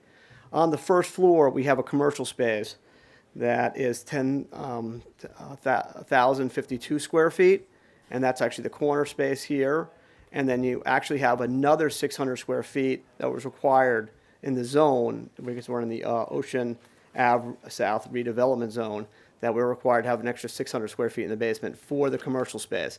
In the basement, we also do have some extra storage area for the residents, some of our utilities, and as well as 8 bike parking spaces located in that basement level. In the back section of the Ocean Avenue, in the rear section, we have 2 apartments on this floor, a 1-bedroom and a 2-bedroom apartment. And when we go up to our typical floors above, we end up with 4 units a floor, 2 2-bedrooms, and 2 1-bedrooms per floor. We actually don't have a roof deck on this job. We just have green roofing up there and just access to the for the maintenance and for the condensers. Our green roof is very extensive on this project. It's 1,740 square feet total in green roofing, so that's a significant amount.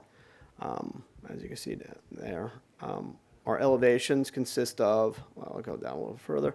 Our elevations consist of, in the front, I'll actually show the rendering in a moment, but it's actually mostly brick on the 2 facades, the Ocean Avenue facade and the facade on Seaview are all brick. There's some cement board type panels on the upper location, the 4th floor, and some metal panels located in between some of the brick spaces underneath the windows. The windows have themselves actually in a grill that actually houses our HVAC system. That's called the PTAC system, which is our entire system for the building. Our actual entire building is actually electric. There is no gas required unless the commercial space is going to require any kind of gas meters. If we go to the next page down, you'll see that this is the Seaview side. You can still see on the corner we have some windows located for the commercial space on the left-hand side, and on the right-hand side you see the apartment windows on that side, as well as all the apartment windows above. And that again is all brick and cement board paneling. If we go down again to the rear of the elevations and the sides a little bit, they're all going to be vinyl sided in terms of this location, and we're going with this like light gray vinyl siding that we're putting in. So we're going to be doing that for our exterior look of the building. If I flip back out here, one second.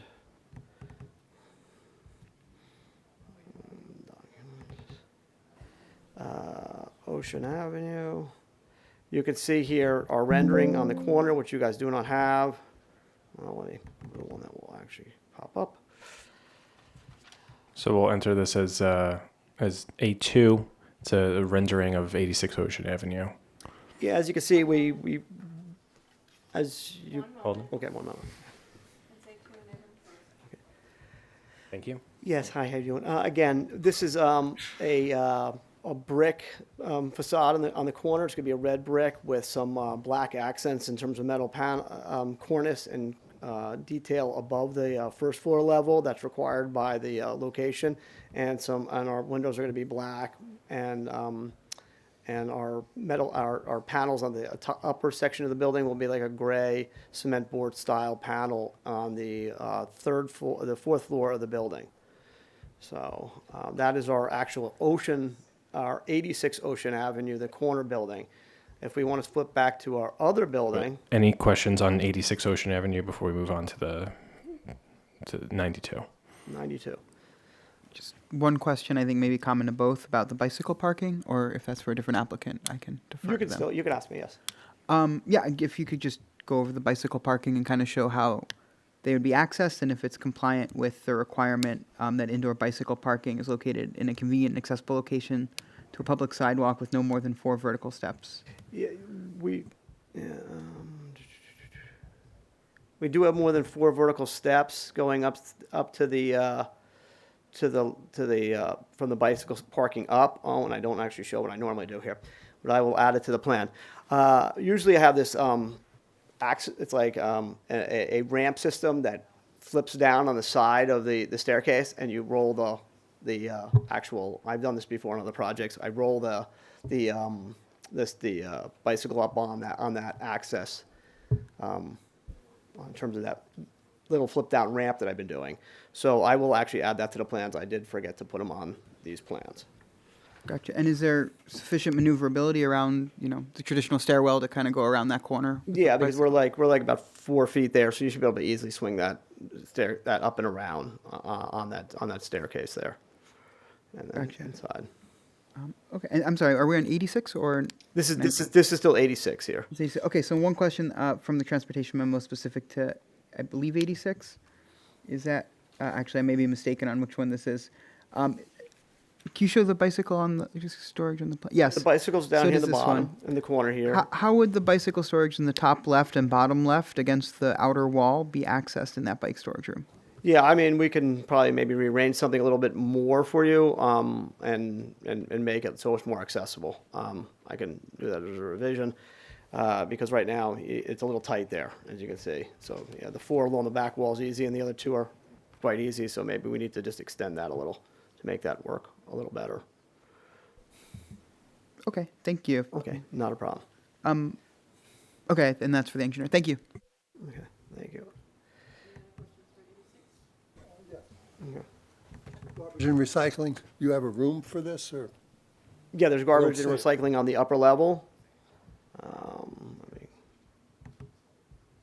As you can see here, there's a garbage recycling room in Okay. this location right there.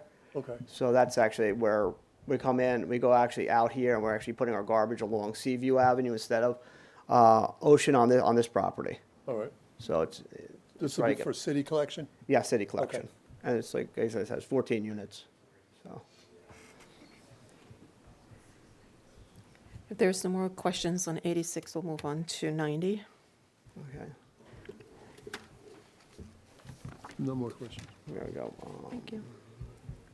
Just flip out quicker.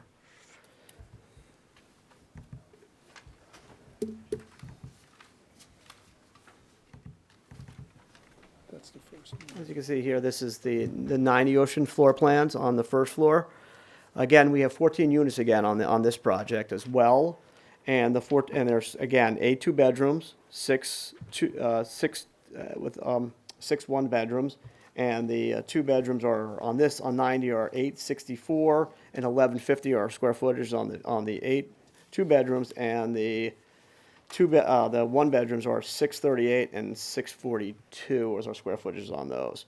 And our commercial space, again, is 1028 square feet with an additional 600 square feet in the basement area. And again, like you can see here, again, we have the bike spots along this back wall here, and some against this other back on these walls here as well.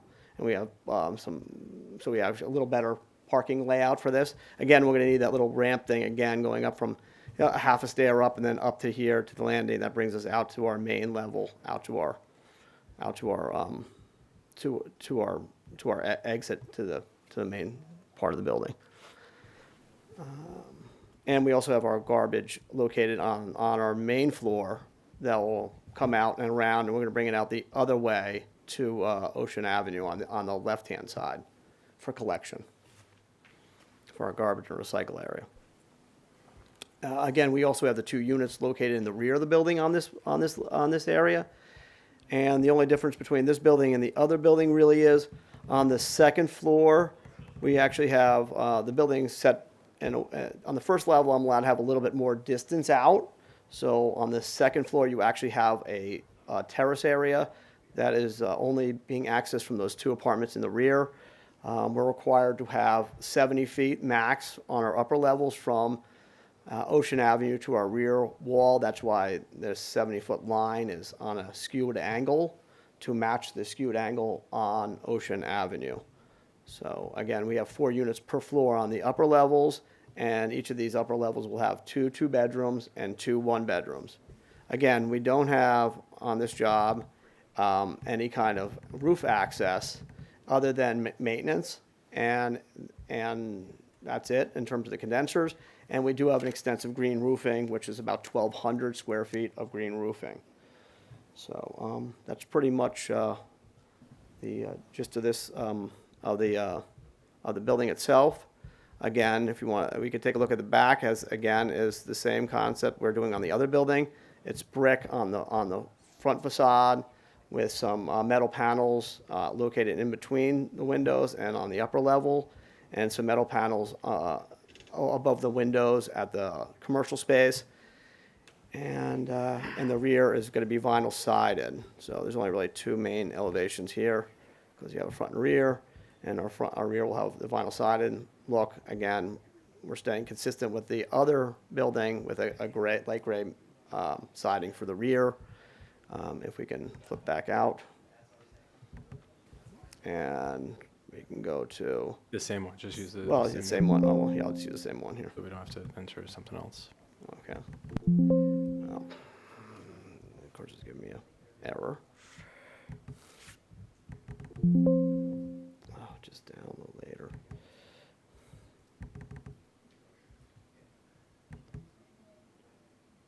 Oh, it will not come up now for some reason. This computer's acting up tonight. 3 times. There's a public Wi-Fi you could connect to and then accept the terms if you need the internet. Yeah, it's the same rendering that we showed earlier as A2. Yeah, I'll go skip and see if it'll come. Yeah, there it goes. I don't know why it's asking that tonight for some reason. Come on. Oh, it just won't go. No go or no go? Nope. Here, let me just try it. I have Maybe in no your idea why. downloads. 1 second. This computer's acting up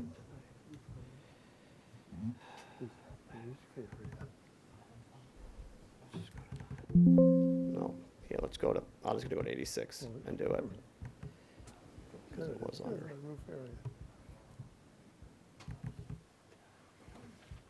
Beautiful bamboo. Nice bamboo. Here you go. Now it works. I think go to the other one. Sorry about that, guys. And that's the same rendering from before. That's still A2. Yeah, it's still A2, and you can see that the left-hand side is the 90 Ocean. It has a little bit different, has a cornice on the top of the building. We've kind of broke it up a little different, so each building, although they have a similar brick, will have a different look, so they don't exactly look like the same exact building going down the street, even though it has some of the same characteristics and similar coloring. So that's. And again, we have the 4 street trees that were required on Ocean. So that concludes architectural testimony. We'll bring up Carolyn and do our planning testimony.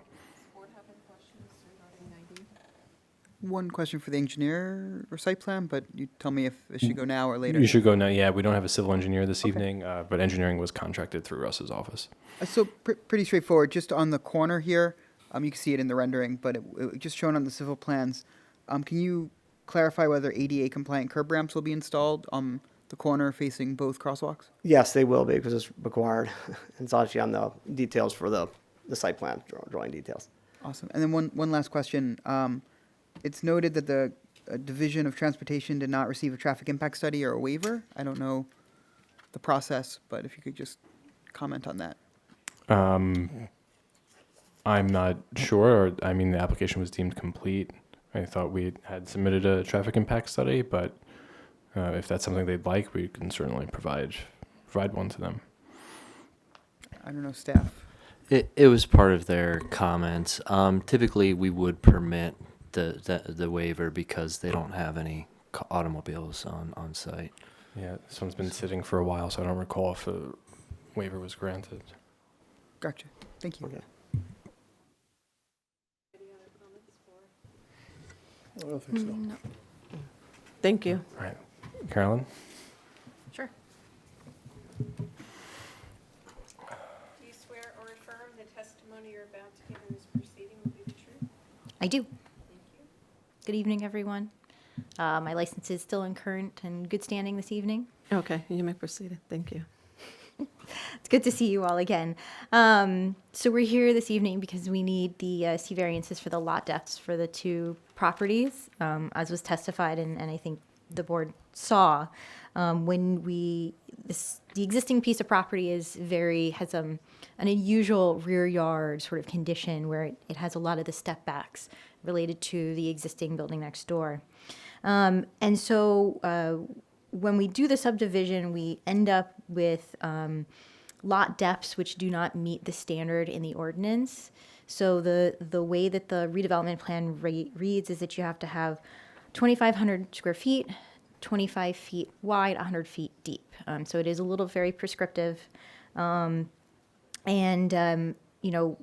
We're looking at this, we see this as a C1 hardship criteria, where reason of exceptional shape of the specific piece of property results in the strict application of the regulation would result in a peculiar and exceptional practical difficulties. So obviously, there's existing buildings on the adjacent properties. To acquire property in order to create a 100-foot lot depth would result in the destruction and the elimination of an existing property that is occupied. So we are looking to request that relief. As was testified, 86 Ocean is going to be a 50 by 70 foot lot with 3,797 square feet. The 90 Ocean property would be 50 by 94. And that 94 is to sort of the shorter end. The longer portion is actually deeper. But that lot itself has 5,572 square feet. So obviously both of these lots exceed the minimum requirements for lot width. They more than meet the minimum requirements for lot area. So it's really just that lot depth that we are left with that is non-conforming. As was again testified, these buildings and lots that are created are developable. We've created buildings that meet the requirements of the ordinance of the zone and are not requesting variances. So I do believe that it can be granted that these are developable lots. And then again, to require that we have conforming lots, particularly on the corner. You've got it's a corner lot. You end up with two lot depths with the way that the Jersey City land ordinance reads. So that would be a minimum of 10,000 square feet. So, I mean, it obviously was never intended that lot have two 100-foot lot depths. That's just not what the intent was. So again, I think that both of these lots are appropriately sized. The granting these variances will advance the purposes of the municipal land use law. It's going to allow for the effective subdivision of the property for future development. So thus, it's consistent with Purpose A for guiding the appropriate use and development of the site. It is consistent with purpose E to create two lots that exceed minimum lot area and promote the that allows for the establishment of an appropriate population density and concentration. So again, I think again these the subdivision provides and creates two very well-sized lots that meet the intent of the redevelopment. I don't see any substantial detriment to the public good or general welfare. Again, the lots are oversized in terms of lot area and will create adequate space for the development that has been proposed. There will also not be a substantial impairment to the intent and purpose of the zone plan or the zoning ordinance. The subdivision is substantially compliant with the requirements of the redevelopment plan, and obviously the proposed development on those properties is, again, conforming in terms of the redevelopment plan. So I think overall that the proposed variances can be granted, that they meet both the positive and the negative criteria. And so that's my direct testimony, unless anyone has questions. No, I don't have it. No. No, I don't have it. Just one question, not necessarily for the planner, but just, are you guys willing to comply with the forestry memo comments? Of course. Thanks. Thank you, Chairwoman. Thank you. It's all your... That concludes our direct testimony. Okay. At this time, I would like to open for the public. Is there anyone from the public? I see no one from the public. I'd like to close the public portion. Seconded. Thank you. Cam? Planning staff would ask that the applicant's attorney agree to all the conditions in the staff memo I dated. think there were several staff memos because it's multiple applications. Yes, so this would be, actually, I combined all cases into one memo dated September 15th of 2025. Perfect, along with the forestry comments as well. Correct, yes. And in that list of conditions for approval, there's also the requirement that you agree to the transportation comments as well, which Commissioner Kaplan noted, the bike parking issue, which we'll have fixed for the signature plans. Yeah, Russ testified to that, yep. So planning staff agrees with the professional planner testimony regarding the variance for the subdivision. Planning staff finds that the application is satisfying the positive and negative criteria. It's meeting the goals and objectives and the vision of the redevelopment plan for this lot. It's going to be a welcomed improvement to this corner and this area of the neighborhood. It's been vacant for a while, and planning staff recommends approval. Thank you. At this time, I would like to entertain a motion for case P2024-0111. That's the subdivision for purpose of the record. I'd like to make a motion to approve case P2024-0111 as presented to the board with staff recommendations and conditions. Seconded. On a motion to approve, Commissioner Wick, Aye. Commissioner Stamato, Definitely. Aye. Commissioner Kaplan, Aye. Commissioner Patel, Aye. and Acting Chair Gangadan. So I think the variances is well justified based upon the lot size and the depth. There's no detriment to the public, so my vote is aye. Motion carries all in favor with conditions. Thank you. At this time, I would like to entertain a motion for case B2024-0112, which is the minor site plan for 90 Ocean Avenue. I'd like to make a motion to approve case P2024-0112 as presented to the board with all staff recommendations and conditions. Seconded. On a motion to approve, Commissioner Wick, Aye. Commissioner Stamato, Aye. Commissioner Kaplan, Aye. Commissioner Patel, Aye. and Acting Chair Gangadan. Yeah, I think this is a great addition to the neighborhood, so my vote is aye. Motion carries all in favor with conditions. And I would like to make a motion to approve case P2024-0113 as presented to the board, also with all staff recommendations and conditions. Seconded. All right, on a motion to approve, Commissioner Wick, Aye. Commissioner Stamato, Aye. Commissioner Kaplan, Aye. Commissioner Patel, Aye. and Acting Chair Gangadan. Motion carries all in favor with conditions. Thank you.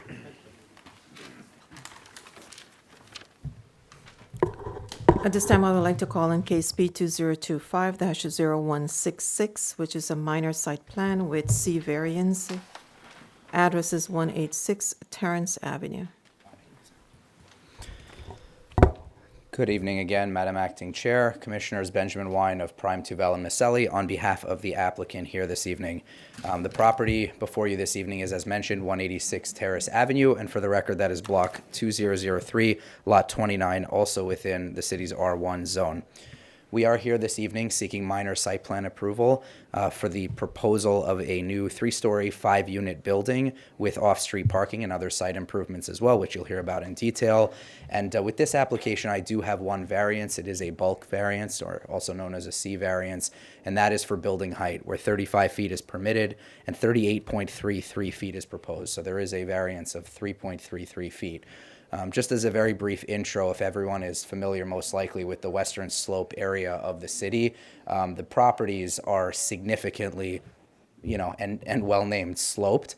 The way that your ordinance measures height is you have to take that height beginning at the middle of the curb.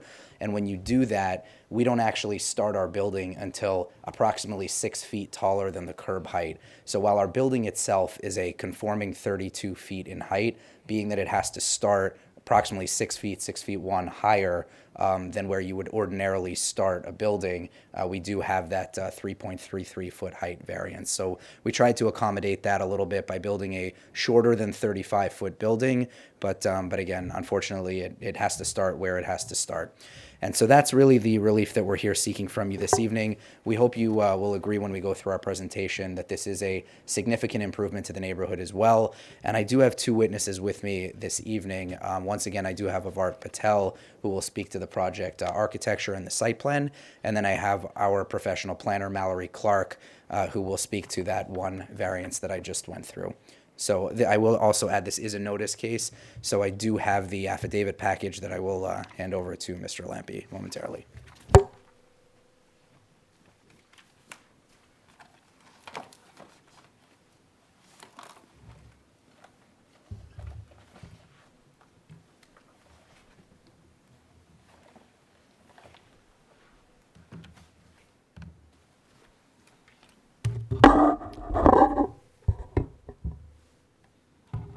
And I will add that this was initially noticed for last week's meeting and adjourned here to this evening. Do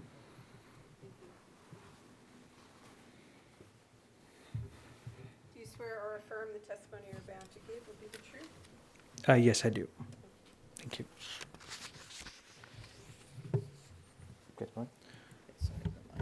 Madam Chairman, received the affidavit of publication proof of mailing with respect to the application at 186 Terrace Ave here in the city. Does appear to be in order. We are going to mark it as A1 for purpose of the record. This witness has been previously sworn and accepted as an expert in the field of architecture, so I believe that his credentials have not changed in the 30 minutes since he last testified. Thank you. Should we confirm for the record? Okay. You may proceed. Thank you. So Avart, if you can go ahead and walk the board through our site plan application. Sure. The site is located 186 Terrace Avenue. The lot is 50 by 100, 5,000 square, 48 and a half by 100, so 4850 square feet. It is located on a western slope, so from front of the property to the back, the site does go up about 18 feet or so. As you can see on the contour map, how the curb is at 78.8, and then the back of the property is at almost 103.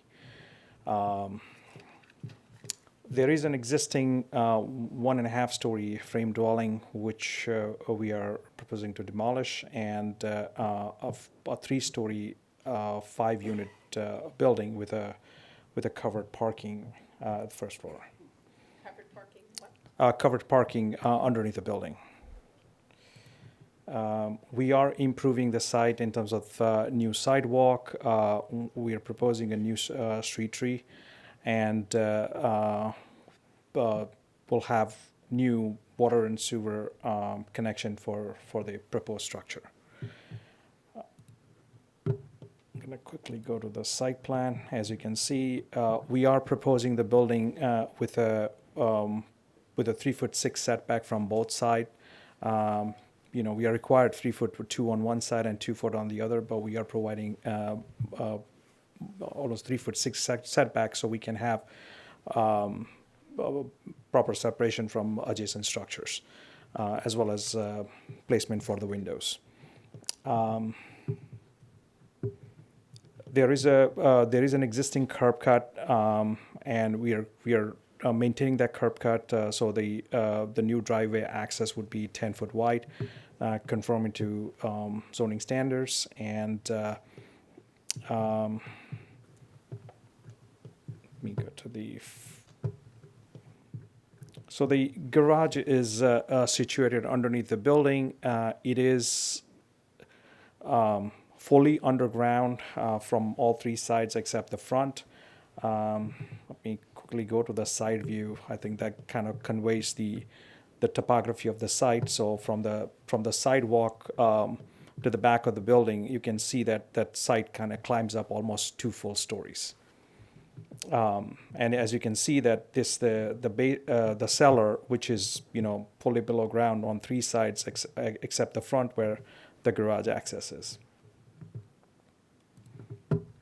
So at this level, we are proposing 3-car parking garage, garbage and recycling rooms, bicycle storage, and then other building services, sprinkler, electric meter room, and gas meter room. There is a exterior staircase going to a portico, as well as an interior staircase going up from the garage level to the first floor. This is the first floor layout.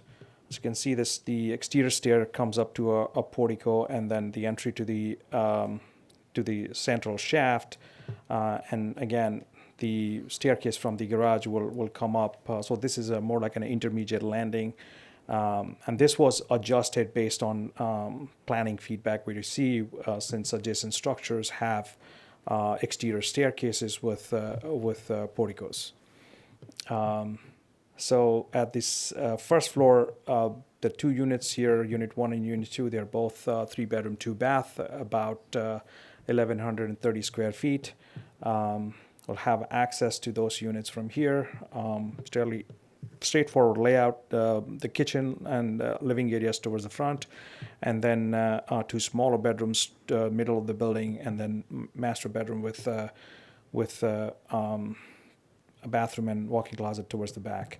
Both of these units will get access to the backyard patio, which is a kind of sunken patio due to the grade, and then there is a staircase going to the side yard, and they eventually lead to the backyard.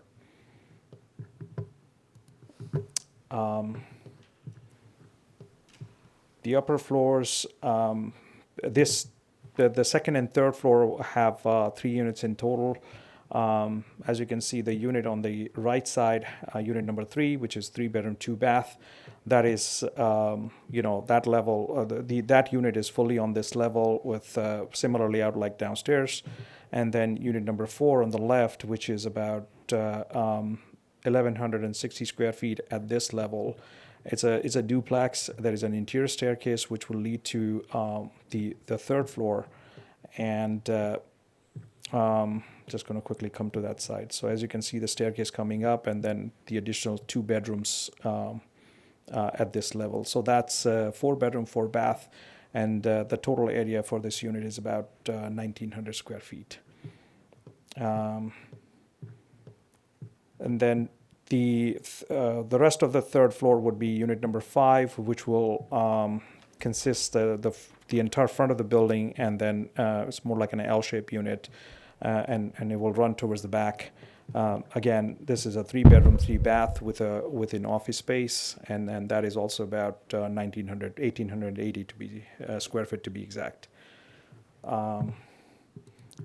Going to the roof plan, Unit 4 and Unit 5 will have rooftop access, and then we are setting the amenity deck back from the front of the building about 10.5 feet, and then remaining area towards the back of the building about 19 feet by 40 feet wide would be also dedicated as a green roof. So we are providing almost like 1,100 to almost 1,200 square foot of green roof as part of the stormwater management, which was an improvement to the site.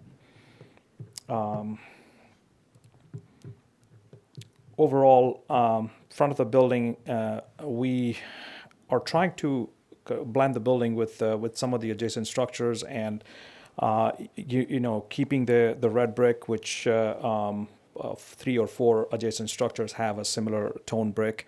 So we're carrying that material, and then the balconies. These are proper balconies where a person can stand out. Again, glass rail going all the way down to the floor. So there's no issue of anything falling off of the edge. And these balcony elements would be with a gray hardy type siding. In the middle of the building, where the entrance and then the central lobbies are, we are continuing carrying like a wood tone horizontal siding material.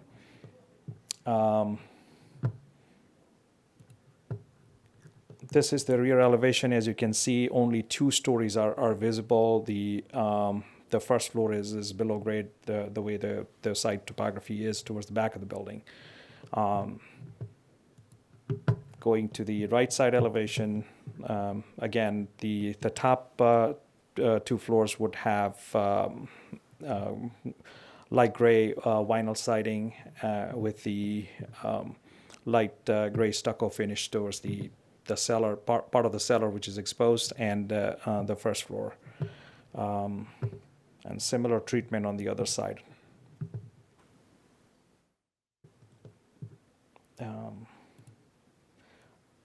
There is a stormwater management system proposed, which would be to the back of the building underground, as well as the green roof. So that's a significant improvement compared to what the site is right now. And Art, that's also going to, just sorry to interrupt, but that's going to help as well with some of the sloping topography. Is that correct? That is correct, yes. I think I'll answer any questions. Just a couple of follow-ups. I want to make sure, because I know this often comes up at zoning, that is truly a cellar level and not a basement, and it has no habitable space. Is that correct? That is correct. Okay. And then consistent with some of the other houses on the block that I know you referenced, and I think Ms. Clark will testify to, but some of the other houses have this similar arrangement where you have that exposed cellar right at the front and 3 stories above. Is that correct? That is correct, yes. Okay. And so it's fair to say we align with the motif on the block as well. Absolutely. Okay. And then lastly, just I know it often comes up with R1 projects where ADUs are proposed. Would it be your experience and your position that putting an ADU on such a drastically sloping property is more than a challenge, and why we didn't include it? Yes, that is correct, and especially given the slope, the property behind it, the building is elevated, and given the excessive slopes, there was a significant cut and fill required, and that's the reason we cut and fill of the site, and thus we did not propose any ADUs here. Okay. And then lastly, as I just indicated in my opening, but if you can confirm as the architect, the actual building height itself is compliant with the 35 feet. It's just where we have to start measuring, creating the need for the relief. Is that correct? Correct. So as you can see on the side elevation, we are indicating the line of median grade, which is the average grade on 4 corners of the building. So the actual height from the median grade to the top of the roof is about 27 feet. But based on the definition of the height, the height is measured at the center point of the lot at the curb line. Thus, there is a increase beyond 35 feet the building height. Okay, thank you. I have nothing further for Mr. Patel. Any board comments? Madam Chairwoman, too quick, can you provide some testimony about the operations of the parking spaces? If you could show those. Sure. Thank you. So We have not designated the parking to a specific unit yet. I think that will come at a later date.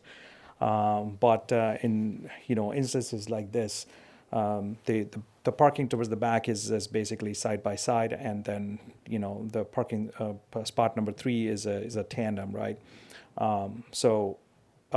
Based on whether this becomes a rental or condo, we'll have to work out, parking and pulling out the cars, and all that coordination will be done at that point. And Evard, I think to get at, and correct me if I'm wrong, Commissioner, I think where Commissioner Kaplan is going is this would not be a free-for-all parking, right? They would be assigned spaces to the units that are, that get a space, correct? That is correct. Okay. Yeah. Thank you. And there would be some sort of coordination between parking spot Yes, 3 and absolutely. the others, which are Yep. it blocks. Yes. Thank you. Any other questions? Thank you. So my next and final witness is Mallory Clark, our professional planner, who will speak to you about the one variance we're seeking. Yes.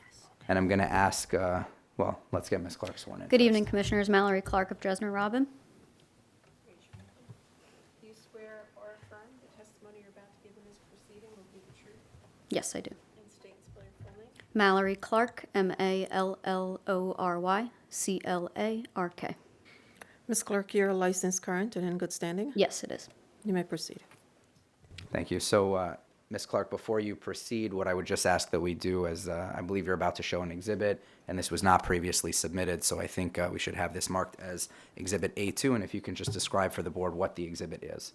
Yes, so this is an exhibit detailing the height variance in the neighborhood context. It's a 5-page PDF, and it will show some aerial imagery as well as site photos. Dated today's date. That's correct. And I will make sure to put this on the portal after. A2. Thank you.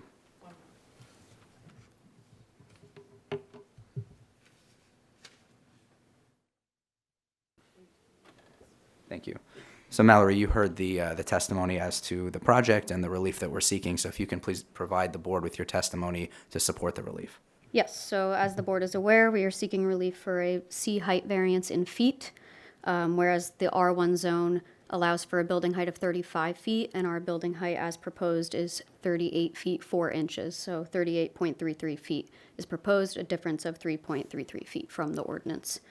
As was covered in prior testimony, the ordinance measures that height metric from the curb line, and because we have such substantial topographic change from the rear to the front of the property, it results in our building height being a little higher from a zoning interpretation, although we are proposing a compliant structure height from a slab and construction perspective of under 35 feet.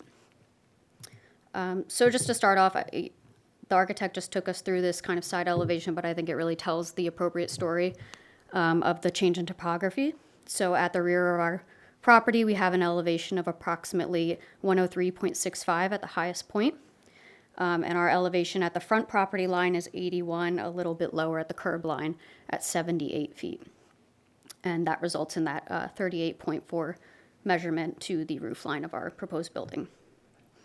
As was also just covered, for clarity, the lower story, which is the garage portion, does meet the city's definition of a cellar. It will not continue, or it will not contain any habitable space.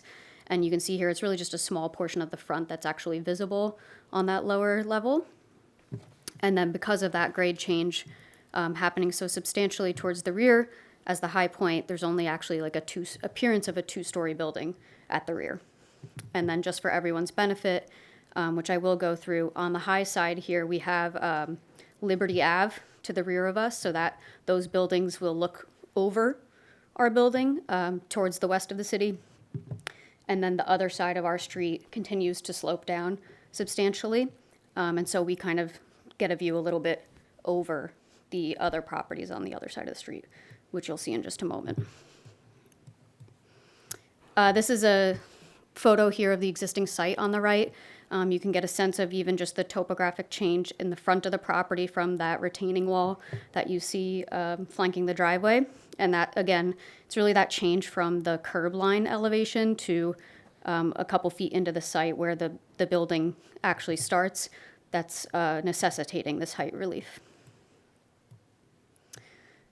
And then just to go over a little bit of neighborhood character and speaking to kind of that our need for this variance is not unique just to our property, but is really a condition of the corridor as a whole and the unique nature of the western slope. These are the properties across the street, so these are from the front of our property facing west.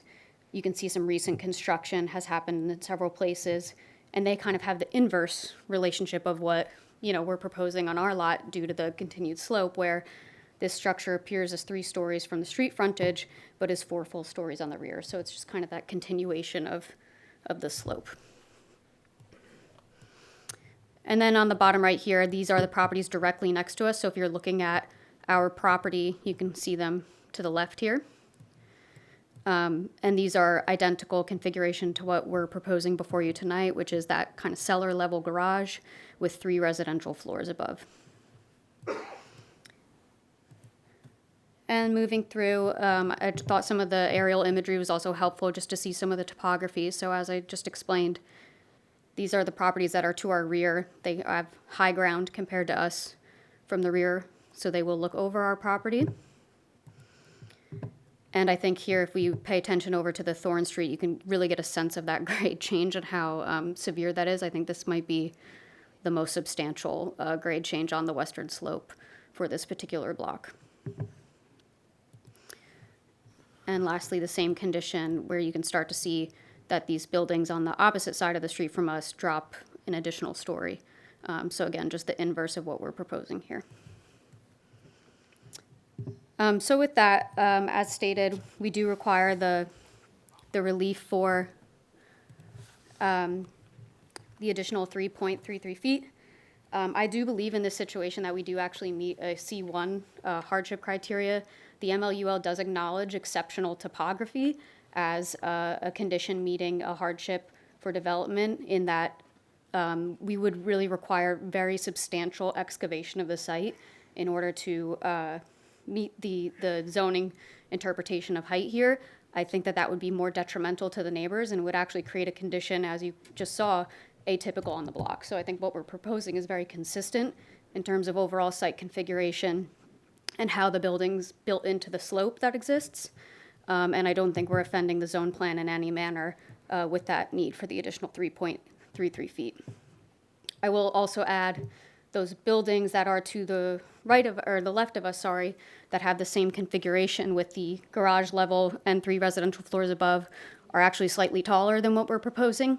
So they measure about 39 to 40 feet from the curb line, and they all have peaked roofs. So those peaked roofs actually add a little bit of additional height on the structures. So I don't think, again, that there's any offense to general welfare or the intent of the zone plan with the granting of the variance.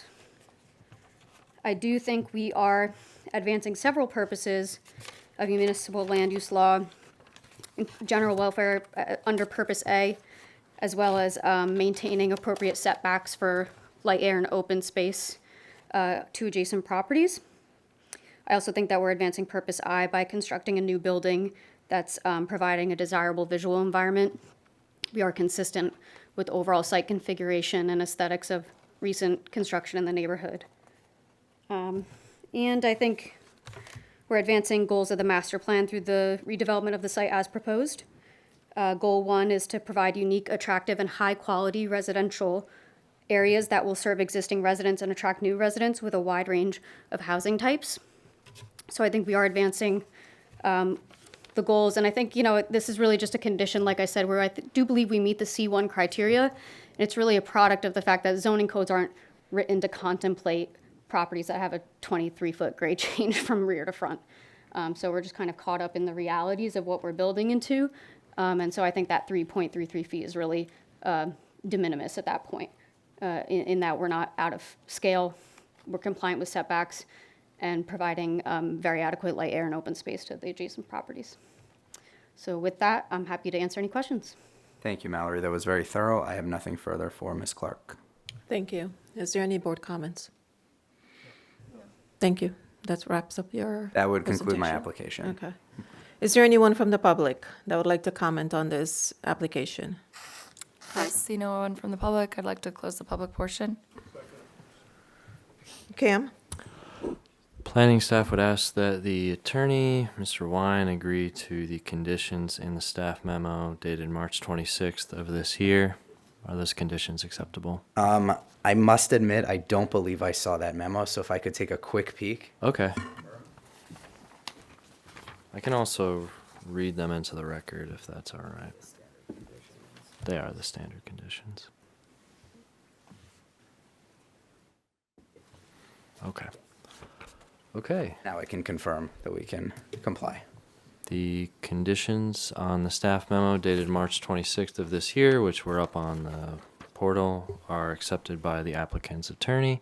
With that, planning staff would agree with the professional planner testimony regarding the variances. We do not think it will have a detriment to the public's general health, welfare, well-being, or any detriment to the master plan, zone plan, or our LDO. Planning staff would just like to thank the applicant and their team for incorporating architectural elements that pay homage to the culture and fabric of the adjacent property owners. And with that, planning staff recommends approval. I'd like to entertain a motion. I'd like to make a motion to approve case P2025-0166 as presented to the board with all staff recommendations and conditions. Second it.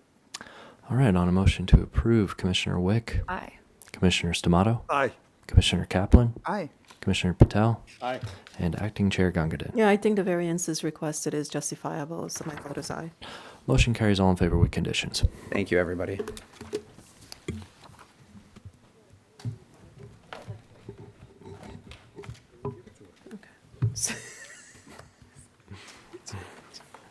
We'll take a 5 minutes break, and we'll be back.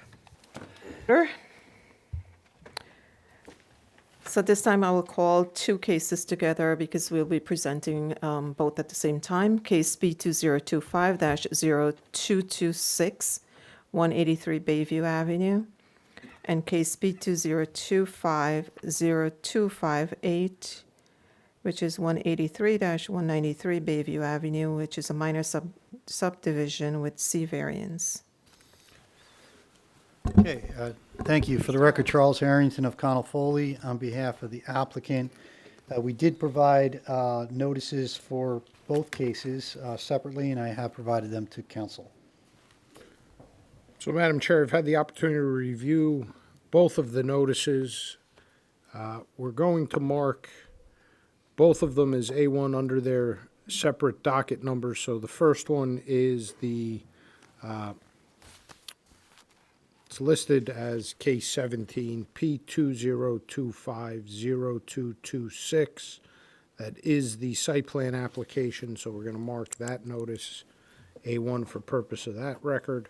And then the second notice is with relation to case 18, case P2025-0258. We're going to mark that one as A1 for purposes of the record. I've had the opportunity to review them. They do appear to be in order. Thank you, Council. Okay, thank you. So just before I begin, I just, as an administrative matter, when voting on this, and council can, advise you as well, but I think a vote should be made on the subdivision first because that creates the lots for the site plan. I only note that because the subdivision is listed as number 18 on the agenda and the site plan is listed as number 17, and that's probably a result of us filing the subdivision application after the site plan application was filed. So, council, I would agree with that. And council, as I understand the application, the building exists. It's, for lack of a better term, a retrofitting of what used to be a dormitory into multifamily housing. And the subdivision is actually to create, it looked to me like the existing structure that is the dormitory actually straddles the property line. So it looked to me like we were trying to adjust that property line so that we could have the structure completely on the lot. Is that fair? That's correct. Yeah, it's the existing priory. This is part of the Sacred Heart campus, right, on Bayview. And it's, this is the first phase, if you will, of the redevelopment of the Sacred Heart campus. And in the existing Priory building has, part of the building is on one of the lots, so it encroaches over there. So all we're doing is we are moving the boundary line to bring that structure within the development lot. There are variances in connection with the minor subdivision that are triggered because of the way the redevelopment plan reads. The existing lots are the permitted lot area, and the existing setbacks relate to the existing buildings. So that's going to change when the building changes, when the lot line changes. But nothing else has changes with regard to the building. So we're, and my clients have been working with Mr. Jordan and Dan Reedon on this project. So that's where we got ourselves to today. So other than that, it's very straightforward. For the record, I have our surveyor here tonight. I also have Mr. Bellamy here tonight. But my plan is to present Mr. Weckerman, our architect. He'll walk you through the subdivision plan and then take you through the project. We do have principal point statements that are on file and available, to the board. And in the event they have any questions for Mr. Bellamy, when we're concluded, he can certainly come up and speak to that. And with that said, if it's okay, I'll move forward with Mr. Weckerman. Fair enough. Do you swear or affirm the testimony you're about to give in this proceeding is the truth? Yes, I do. Full name for the record. William Weckenman, last name spelled Weckenmann. Mr. Weckerman, is your license current and in good standing? Yes, it is. Thank you. You may proceed. Great, thank you very much. So as Chuck mentioned, I'll just quickly walk you through the subdivision survey. It's very straightforward. This green line here is the existing property line between Lot 2 and Lot 1 on the corner. You can see here it runs right through about 10 feet in from the face of the building. Lot 2 is 10,000 square feet, and Lot 1 is just over 13,000 square feet. We're proposing moving the lot line 20 feet to the west, which would result in a 12,000 square foot lot, 12,000 square feet for Lot 2, and just over 11,000 square feet for Lot 1. Again, it's pretty simple. I'm happy to answer any questions on this. I don't think it could be any more simple than that, to be honest with you, Madam Chair. I don't know if any of the board members have any questions, but it's pretty clear. I guess the only question for me is this building attached to the church, or are they separated? This building is attached to the church, yes. So the property line would be at the line demarcating the two buildings where they're adjacent to each other? Yeah, there's no change to that lot line where it currently runs along the boundary between the two buildings, and this will stay in its existing location. Thank you. Any other questions? No. No. Okay.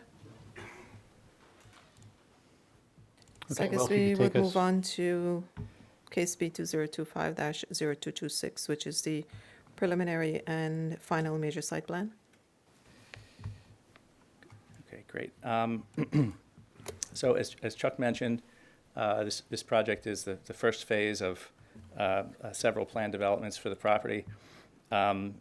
Work at this time is isolated to the proposed Lot 2, which is the Priory building. No work is proposed on any of the adjacent properties at this time. This is purely just an interior renovation and adaptive reuse of the former Priory building into a multifamily building.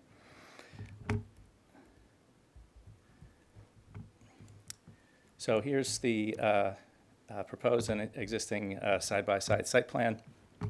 I'll just walk you through the existing site plan quickly.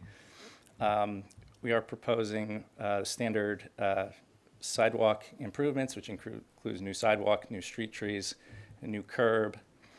We are proposing new landscaping on the front lawn between the building and the property line. Also includes refurbishment of the existing historic fence. There's currently a sidewalk on the eastern side of the property, which provides access to the center of this courtyard. This will be replaced as well, and will provide barrier-free access to the building. The basement is several feet below grade. The first floor is several feet above grade, and we are making that connection here off of this courtyard.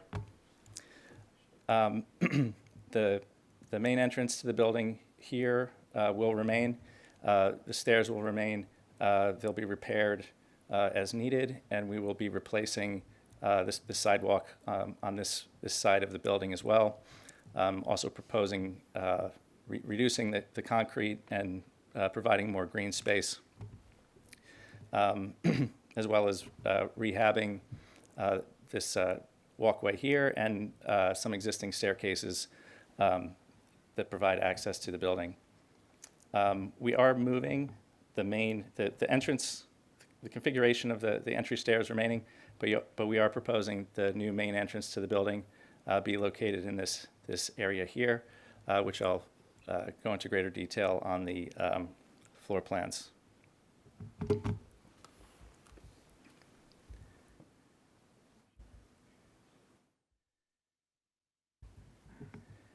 So starting with the basement level, currently the building has a large meeting room and utility spaces in the basement level, as well as storage.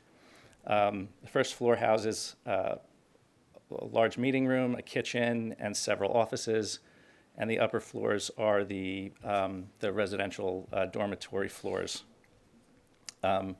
So we are proposing 4 units per floor, which works well with the building footprint. And then the basement will have 2 units.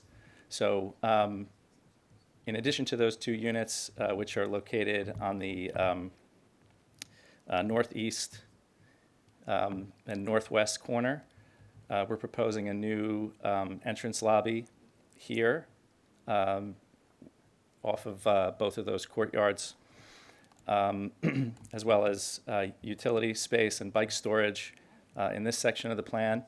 And then the existing vertical circulation for the building will remain. So this staircase here will go up to the upper levels, and this corridor will provide access to these 2 basement apartments. So as I mentioned, the upper floors each have 4 units per floor. We have 2 units on the west side, on the east side, 1 large 2-bedroom unit on the west side, and then 1 apartment above the entry lobby. These 2 apartments will have their own private access. So this existing staircase and door will remain, and then the main entry here, as I mentioned, will remain. And we're also keeping some of the historic features of the interior of the building at staff's recommendation and incorporating that into this apartment here.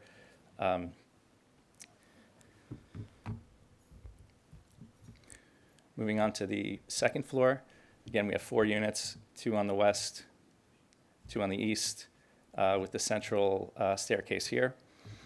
One really cool feature of this building, the floor plans don't really do it justice, but there's a chapel, a double height chapel in this area here, which we are keeping and repairing and turning it into an amenity space for the building.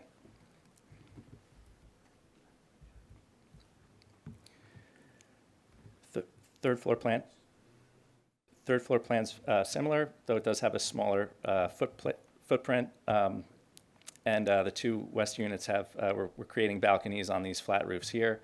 And this section here is just the upper area of the chapel, which will be the new resident lounge amenity space. We're not proposing any additions to the building, and we're not proposing any roof decks, but we are using the center portion, the flat roof for HVAC utilities, which is indicated here, and we have a detail of our equipment screen as well.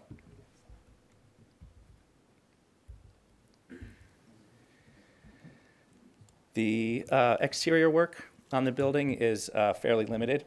The stone is in really good shape, and the existing slate roof is also in really good shape, so those will be maintained, repointed, and cleaned as required.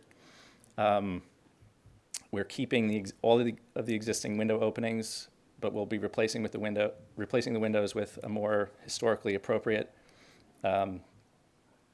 casement window, which you can see here. No new openings on this facade. Pretty straightforward as far as the exterior work is concerned. I will highlight the cornerstone of the building, which will also be repaired as part of the project. Same thing for all of the other elevations with respect to the exterior work. On the west elevation here, we are also going to be replacing the entry door with a historically appropriate replacement, as well as replacing the utility service doors here with a more appropriate entry door. Another interesting feature is the amenity space that I referenced previously has these great Gothic style windows. When the church, when the property was sold, the church came through and removed much of the stained glass, any of the religiously significant glass. So we are replacing the panes that were removed, and then also maintaining and repairing what stained glass does in fact remain on the upper portion of the windows. I'm sorry? No. No, all the ornamental stonework will remain and be repointed.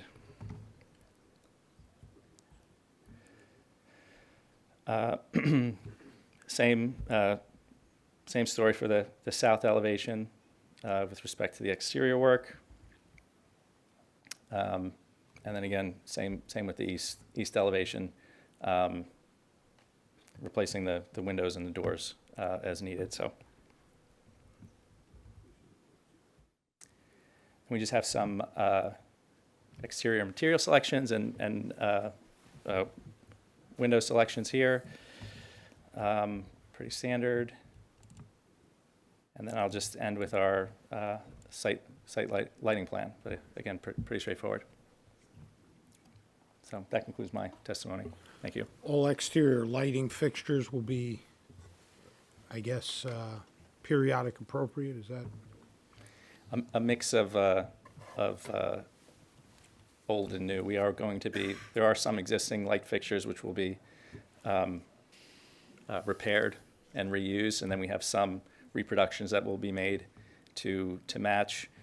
These will be over the entry doors, and then we have some more general site lighting for the balconies on the upper level, and then to provide some additional general illumination here along the egress path.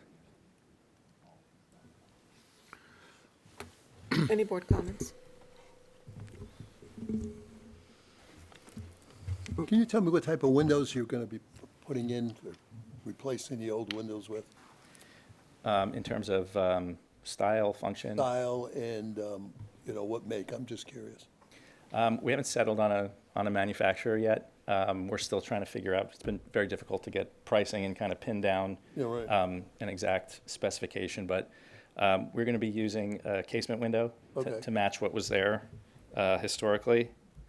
You see here, there are a couple of existing windows that still remain.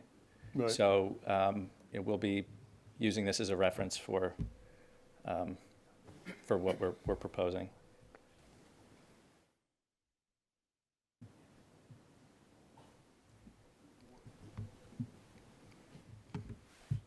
Andy? Any comments? This is awesome. Thank you. I like that window on the bottom. It Thank is- you. It is cool. The old steel windows are really cool. So, yeah, that completes our presentation. As I stated earlier, the variances are very straightforward, and we did submit a principal point statement in support of them. Mr. Bellamy's here in the event any members have questions. Madam Chair, I don't know if the board requires such testimony. I mean, No, not really. in my opinion, this is exactly what adaptive reuse is all about. We've seen a couple, but this really, no enlarging of the building and just interior outfitting, maintaining the building itself, repairing and bringing the building to its glory and, utilizing the structure. So if we need testimony, obviously, Mr. Bellamy can provide it, but Very it's well up to the board. satisfied. Agreed, Santo. I don't think I'll just ask the board if they do. I mean, I'm okay at this point. We're good. I'm all good. Yes. Thank you. You're up. That's it? That concludes your presentation? It does. Okay. At this time, I would like to open for the public. Is there anyone from the public? See no one from the public, I would like to close the public portion.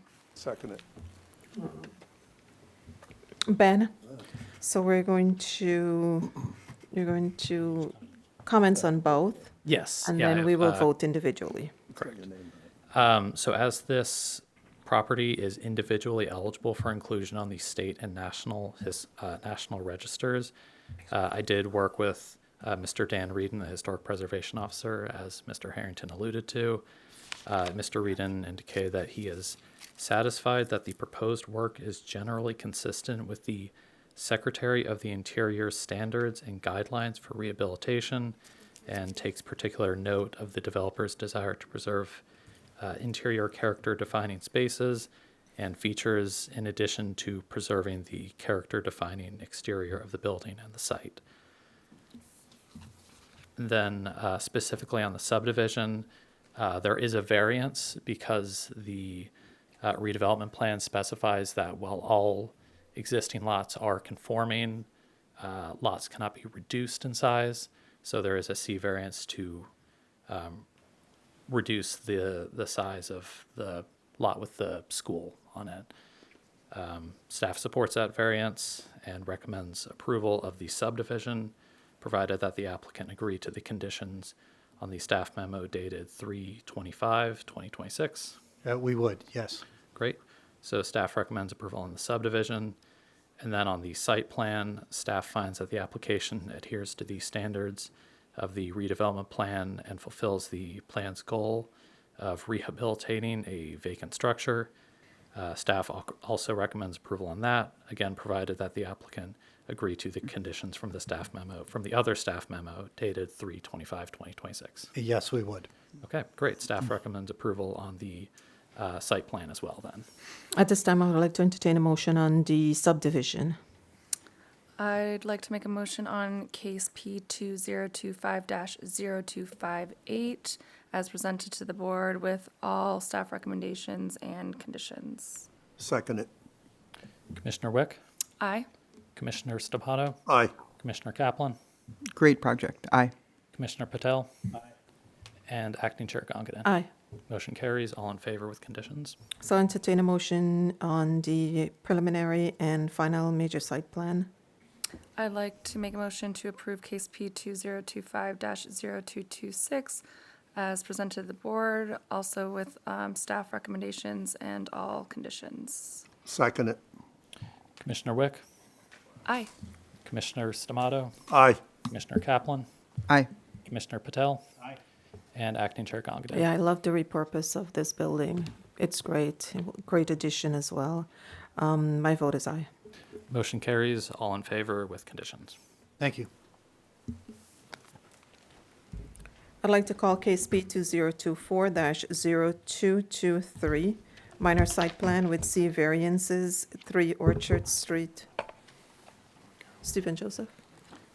Hello, good evening. I'll move over. Stephen Joseph for the applicant. This is a notice case. We'll enter this as A1.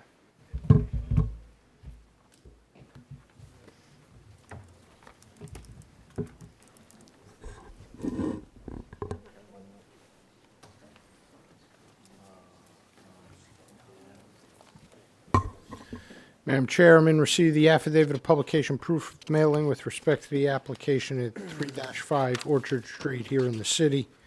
I've had the opportunity to review it. It does appear to be in order. I'm going to mark it as A1 for purpose of the record. Thank you. All right, so this is a minor site plan with variances for front yard landscaping and front yard coverage. Simple project. It's an existing 3-story, 4-unit building. We're expanding this building in the rear, and we're beautifying the building through a facade renovation. We have Jeff Lewis here this evening. We also have Carolyn around somewhere, but we're going to present Jeff's testimony, and if the board wants to hear from the planner, we could bring up the planner. Jeff, let's get you sworn in. Hi. Do you swear or affirm the testimony you're about to give in this proceeding will be the truth? Yes. And state clearly. Jeffrey Lewis, Jeffrey-Lewis. Mr. Lewis, your license current and in good standing? Yes, it is. Okay, you may proceed. Great, thank you. Okay, so I'm starting on my site plan sheet and on the first sheet. What we have here is kind of an oddly shaped, oversized lot located in the R1 zone. This lot is 46 feet wide and 75 feet deep, so it's a total of 3,450 square feet. There's an existing 3-story, 4-unit residential building on the site, and as was mentioned, we are going to renovate that building as well as put an addition on the rear of the building. We are asking for one variance, and it's for our front yard landscaping.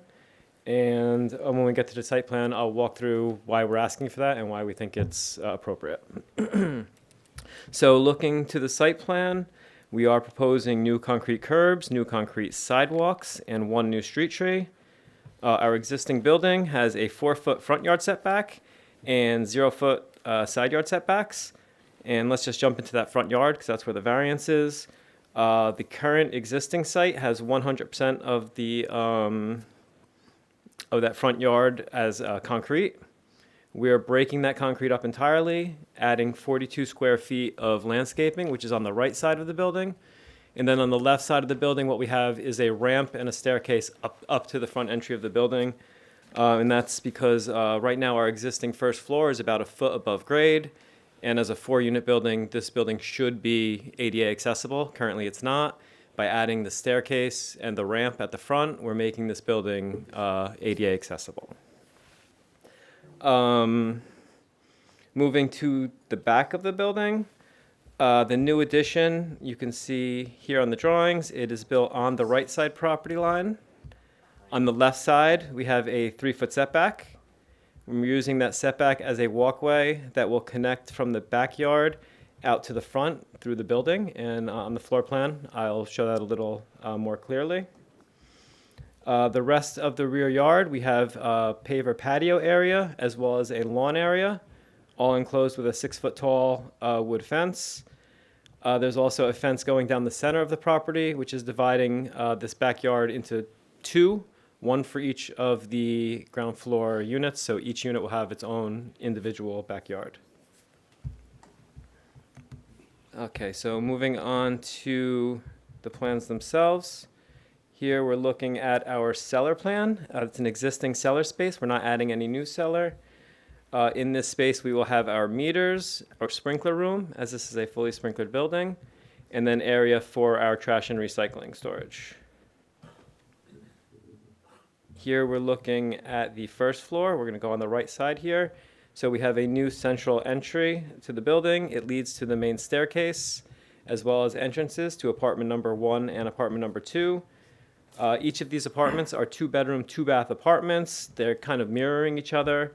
One is 971 square feet. The other is 980. They have very similar layouts with a living, dining, kitchen area in the front, 2 bedrooms and 2 bathrooms towards the back.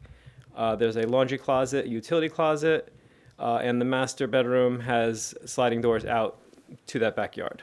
And it's the same for the apartment on the left side. And then lastly, You can see on the left here, there is a small 3-foot space that is separate from the apartments, and that would be used as a walk-through to get from the front yard to the backyard. Here we're looking at the second floor. On the upper levels, we have 2 duplex apartments. So each of them, again, have similar layouts. On the ground, on this floor, which is the second floor, we have the main living, dining, kitchen space, 1 bedroom, 1 bathroom, as well as the staircase up to the 3rd floor. Then here, looking at the 3rd floor, each apartment has a central corridor with 3 total bedrooms, 2 total bathrooms, as well as a nice sized laundry room. And that stair also would continue up to the 3rd floor, up to the roof, where each of these apartments has their own private roof deck. The one to the left is 711 square feet. To the right is 628 square feet. They're each set back 10 feet from the front of the building, and that space is used for green roof trays. We also have raised planter boxes along both of the property lines, as well as down the middle of the property, separating the 2 roof decks. At the stair bulkhead, we also have utility rooms, and behind the stair bulkhead, we have our air conditioning condensers, which are enclosed by a 42-inch high screen. Here we're looking at the existing and proposed front elevation. Proposed is on the right. So our main building material at the ground floor is a new aspen white smooth brick. We also have brick window surrounds on the ground floor. The railing for the ramp and the stair is a glass railing with a metal rail. Above the brick, we have a black canopy. The canopy actually only extends out about 6 inches or so, so it's really not much. It's more just separating between the ground floor and the upper floors above. Above this, the main finish is an Arctic white hardy plank siding. At the top of the building, we have a 5-foot-tall black cornice, also wrapped in hardy panel siding. We have black framed windows and trim, a black metal double entry door, which is mostly glass. And then again, that section to the left where we have the 3-foot walk-through is treated a little differently. The second and third floors above that are just finished with a smooth white stucco finish. And this was really to kind of give the impression of a balanced building here, a little bit of symmetry that we don't actually have, but gave the appearance of. Here we're looking at the rear elevation. The main finish is just a white vinyl siding, and we are proposing the same black framed and trimmed windows and doors as we were proposing at the front of the building. This is the left side. Again, we're right on the property line with the existing building. The new building is set back 3 feet. And so we have a few windows there, and we're proposing vinyl siding as the finish here. And then lastly, this is the right side of the building. We're directly on the property line, and we're proposing just a smooth stucco finish on that property line wall. And then here we just have a little bit of a close-up of the front of the entry. And with that, I can conclude my presentation, unless there's anything you want me to address. No, I think what the board's heard from Jeff specifically about the variance is that it's an existing building. There's existing 100% coverage in the front, and this is improving the situation, but we're limited by the ADA access in the existing building. We do have a planner this evening if the board would like to hear from the planner on that variance. Any questions for Mr. Lewis? Just one question. I don't know that it's shown on the architectural plans, but can you just clarify the sidewalk width that remains outside of the ADA ramp for the public right-of-way? You're right that it's definitely not shown, but I'm sure we have it measured out.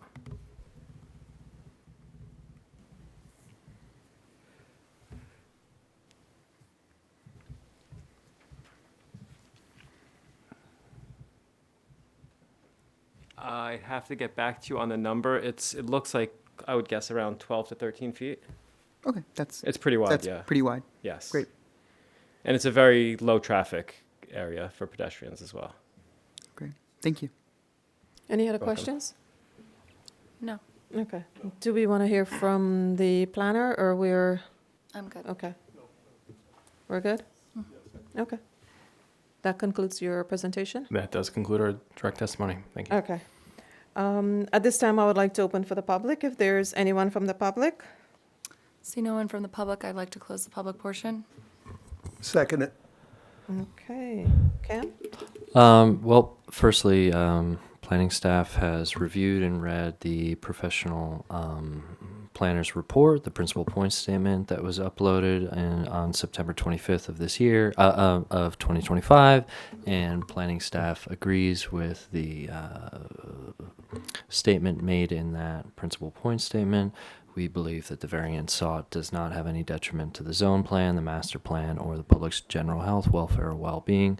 Having that said, staff would ask that the applicant agree to the conditions in the planning memo dated November 20th of 2025. Yeah, the applicant agrees. I also want to say we worked heavily with Cameron on the design of this building, and I think it came out really nice. With that, planning staff would recommend approval. Thank you. I'd like to entertain a motion. I'd like to make a motion to approve case P 2024-0223 as presented to the board this evening with all staff recommendations and conditions. I'll second that. All right, on a motion to approve, Commissioner Wick, Aye. Commissioner Stamato, Aye. Commissioner Kaplan, Aye. Commissioner Patel, Aye. and Acting Chair Gongadin. Yeah, I must say, it's beautifully designed. Thank you, Cam, for working with the attorney and the partners. Aye. Motion carries, all in favor with conditions. Thank you so much. Thank you. I'd like to call case B 2024-0212. It's a preliminary and final major site plan. The address is 792 Communipaw Avenue. Mr. Wine. Yes, good evening, Madam Acting Chair, Commissioners. For the record, Benjamin Wine of Prime 2 Vell and Maselli on behalf of the applicant. The property in question, as you indicated, is 792 Communipaw Avenue. That's block 18301, lot 67, and we are located in the NC1 zone. That's the Neighborhood Commercial 1 zone. We're here this evening seeking preliminary and final major site plan approval in order to construct a new 5-story building, mixed-use building that will consist of 38 residential units above ground floor commercial space. The application is free and clear of any variances. We are fully conforming with your NC1 zoning, and I want to take a quick opportunity to thank Matt, and I know Markian from Affordable Housing is not here tonight, but to thank them. This has been you'll notice the P number on this application. It's been kicking around for a while. Went through several planners before ultimately landing with Matt. And what we have here is a project that we believe is an excellent addition to the area and also contains 10% affordable housing, which is kind of unique. We do trigger the inclusionary zoning ordinance, which is not something I know this board typically deals with, but and I'm sure Mr. De Silva will go through it with you when it comes to his opportunity to speak. But because this property was previously zoned for something other than residential, I believe automotive, back in the day, could be right. So because it's now a residentially zoned property, there is a portion of your ordinance that then requires 10% affordable housing. So it's a unique opportunity to be able to, obviously zoning recognized that this is a site that is conducive to residential or mixed use development. And but in so doing, there's an opportunity to provide affordable housing that most conforming residential projects simply don't trigger. So it's a unique opportunity, and I thank Matt greatly for working with us and planning staff over a year at this point. I also want to say that we will present plans to you this evening that are on your portal. We do have one exhibit from our architect who will speak momentarily. As recently as yesterday, we received our Affordable Housing Division approval for the specific units that will be affordable or dedicated as affordable, and they meet the size requirements, the bedroom distribution. So we will have one exhibit to just show a revised floor plan that was specifically requested by Affordable Housing yesterday. But beyond that, I have one witness I intend to call this evening. This is a notice case, so I will get that to Mr. Lampe. I only intend to call my architect, which you could probably guess is Avar Patel. So with that, I will get my notice over to Mr. Lampe and bring up Mr. Patel. Thank you. Ms. Patel, you're still under oath, and your license still current. Yes.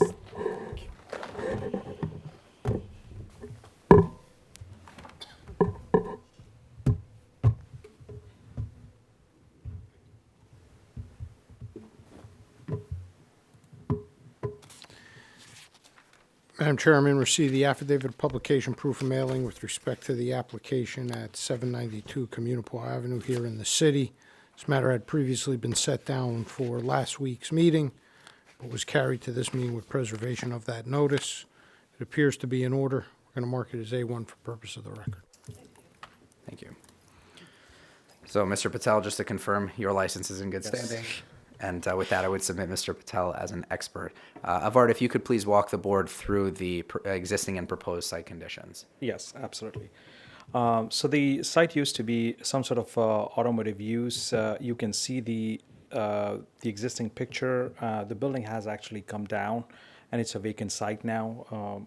Of course, we started the project almost a year and a half ago, so the existing picture was like this when we started, but now it's a vacant site, has been demoed. Gonna quickly go to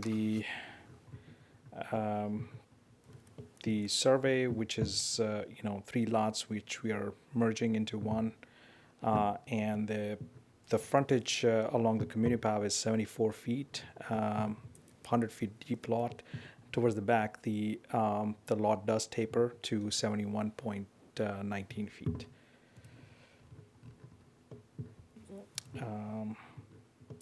This is the proposed site plan showing the footprint of the building. On the left side, we are building close to the property line, and then on the right side, we have a conforming setback, which is required for exiting from the backyard to the public right of way. We are improving the frontage with the new sidewalk, and we're proposing 3 street trees. As you can see on the existing condition picture, the current sidewalk is in a very bad shape. The pavement is pretty much broken and uneven, so it's a pretty significant improvement compared to what's there. There is a stormwater system proposed in the backyard underneath the patio and then the grass areas. I'm going to quickly go to the building floor plans. This is the cellar level plan, which has all the building utilities as well as the 2 storage areas for the commercial spaces. Bike parking we are proposing at this level. This level is serviced by an elevator and 1 staircase. I'm going to go to the first floor plan. There are 2 commercial spaces proposed along Communipaw Avenue, which could turn into 3 commercial spaces, but based on the market and what we've seen in this area, we felt like 2 spaces would be enough, but we may get subdivided into 3 when the building is ready and start marketing. We are complying with a 40% requirement for the commercial space on the first floor. The net areas for commercial space is about 1,100 square feet, and then about 1,015 for commercial too. And then the storage areas are addition into this square footage here. The building lobby is located towards the left side of the building when facing the building from the Communipaw. One of the staircases exiting directly to the outside, which is required per code, and the elevator is centrally located. At this level, this floor, we have 2 commercial spaces, as I just went through, a 3-bedroom unit and a 1-bedroom unit with a small club room, which would be a building amenity.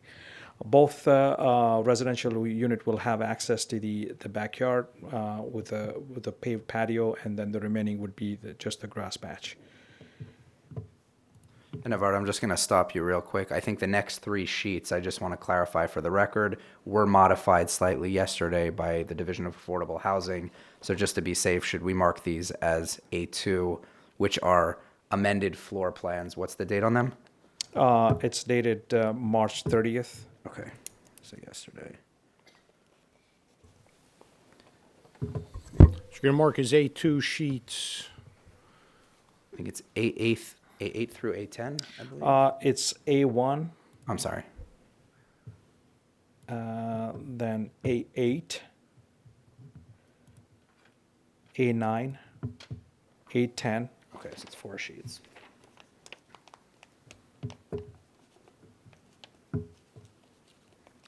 And I do believe, for the record, these have already been posted on the portal, I believe. Okay. All right, go right ahead. Okay.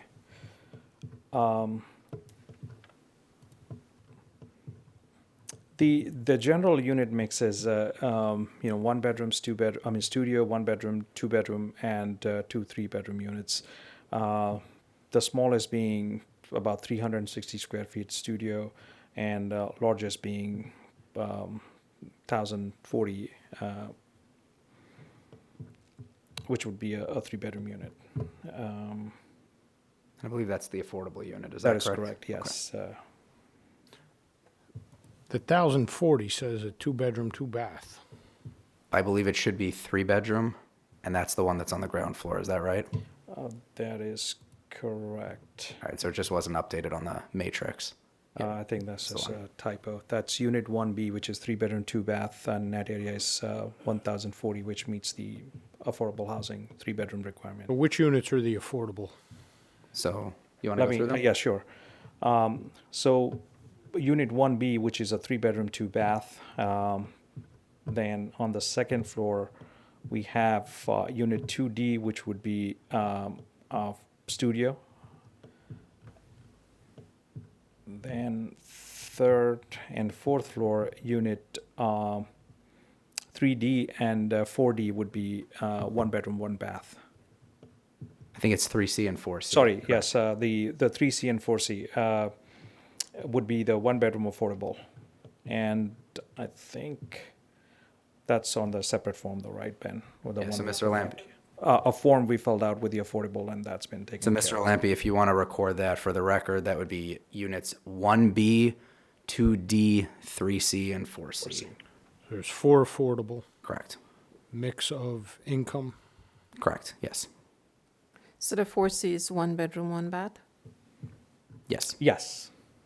So 3C and 4C would meet 2 1-bedroom unit, 1B, which was 3-bedroom, 2-bath, which is a 3-bedroom unit, and then 2D is a studio, affordable studio.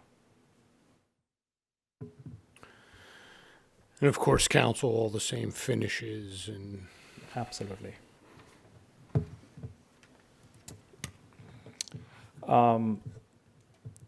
The floor plans, the second floor, again, it's a mix, 2-bedroom, a studio.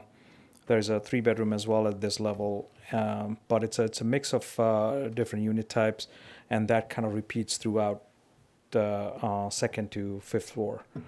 Going to quickly go through the third and fourth floor, which is identical. Again, mix of. How's the garbage handled? The garbage area is located in the cellar level, and usually, I mean, the building is serviced via the elevator, so the building super will either collect it at floor level, or the tenants will take it down to the centralized City garbage collection recycling. or private collection? Most likely, it's going to be a private collection. Yes, So that'll be both garbage and recycling. that is correct.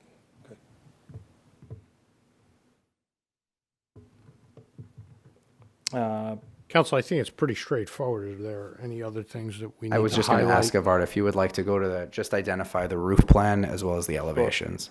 So the roof plan, again, we are proposing a significant green roof. The roof, I mean, the amenity deck is centrally located. The equipment, HVAC equipment, is towards the back of the building. That is also screened.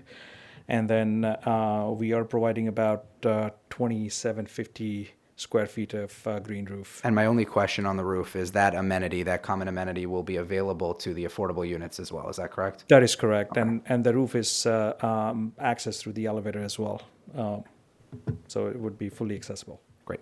Okay, so we can go to the elevations. In general, the facade consists of two-color brick, and the infill areas would be either ACM or hardy panel type material, black casement windows towards the top level, and the rest would be just a double hung. And then the storefront would be at the commercial spaces as well as the building entry. We are providing 2 signage areas for the commercial spaces. And if this gets divided into 3 commercial spaces, then there may be an additional door in the middle with a signage panel, but that would be fully compliant as well. Okay. Rear elevation pretty straightforward. The 2 long side and the rear would be vinyl siding, light grade material, and then the base of the building would be stucco finish, again a light beige gray stucco. You can see the similar treatment on the side elevation as well. This side is on the property line, but there is a window well or recessed. That's where we are providing the windows. The rest of the walls are blank walls, 2-hour rated. I guess that's pretty much it. I can answer any questions. Balcony railings, getting them down to that 1/4 inch? Absolutely. Fully OSHA compliant. And for the record, that would conclude my presentation. Thank you. Wonderful, thank you. Board comments? Just two quick questions. Confirming you're going to, I think there's an existing curb cut at that site, that you'd be removing that and all those rights? That is correct. Awesome. And the last thing, just to note, I think it's a typo, but on some of the earlier plans, I think you label West Side Avenue as Communipaw on some of the A2, A3, some of those sheets. But I think it's just a typo. Okay. The building teleports from Communipaw to... Yeah, it's Communipaw and Communipaw, so it's just a typo, but great project. Thank you. Thank you. Any other questions? I don't think so. No. I think we got it. Okay. Thank you, Mr. Warner. Thank you. At this time, I would like to open for the public. Is there anyone from the public? I don't see anyone from the public. I'd like to close the public portion. Second it. And this is Matt. Yeah, this is an as-of-right project. It conforms fully with the NC1 standards. So the inclusionary zoning ordinance applies here because this site was rezoned from the commercial automotive zone to the NC1 zone as part of the Phase 2 master plan implementation zoning change that went before this board several years ago. Right. So, you know, since the inclusionary zoning ordinance was enacted, zoning changes that create at least 5 new units worth or 5,000 square feet worth of new residential development opportunity carry an inclusionary requirement for projects with 30 or more units. And so because from zoning from this automotive commercial to this neighborhood commercial mixed use corridor type zoning, as our master plan envisioned, created new residential opportunity. It created this inclusionary zoning requirement that this application is in full compliance with. Appreciate Mr. Wine for working with our Division of Affordable Housing on short notice to ensure that the units met minimum unit sizes and are fully compliant with chapters 188 and 189 of the Municipal Code. Staff just asks that the applicant agree to the conditions, recommended conditions from the memo dated March 23rd, 2026. Yes, we do. With that, staff recommends approval. I'd like to entertain a motion. I would like to make a motion to approve case P2024-0212 as presented to the board tonight with all staff recommendations and conditions. Second it. Acting Vice Chair Wick, Aye. Commissioner Stamato. Aye. Commissioner Kaplan. Aye. Commissioner Patel. Aye. And Acting Chair Gangadin. Yeah, beautifully designed property. I like the affordable housing, which is very much needed in the area. My vote is aye. Motion carries. All in favor. Thank you, everybody, and have a great evening. Thank you, you too. Thank you, everyone. Yeah, right? At this time, I have 8 resolutions. Applicant is 183 Bayview SPE LLC for minor subdivision approval with C deviation 183 and 193 Bayview Avenue. That case number is P2025-0258.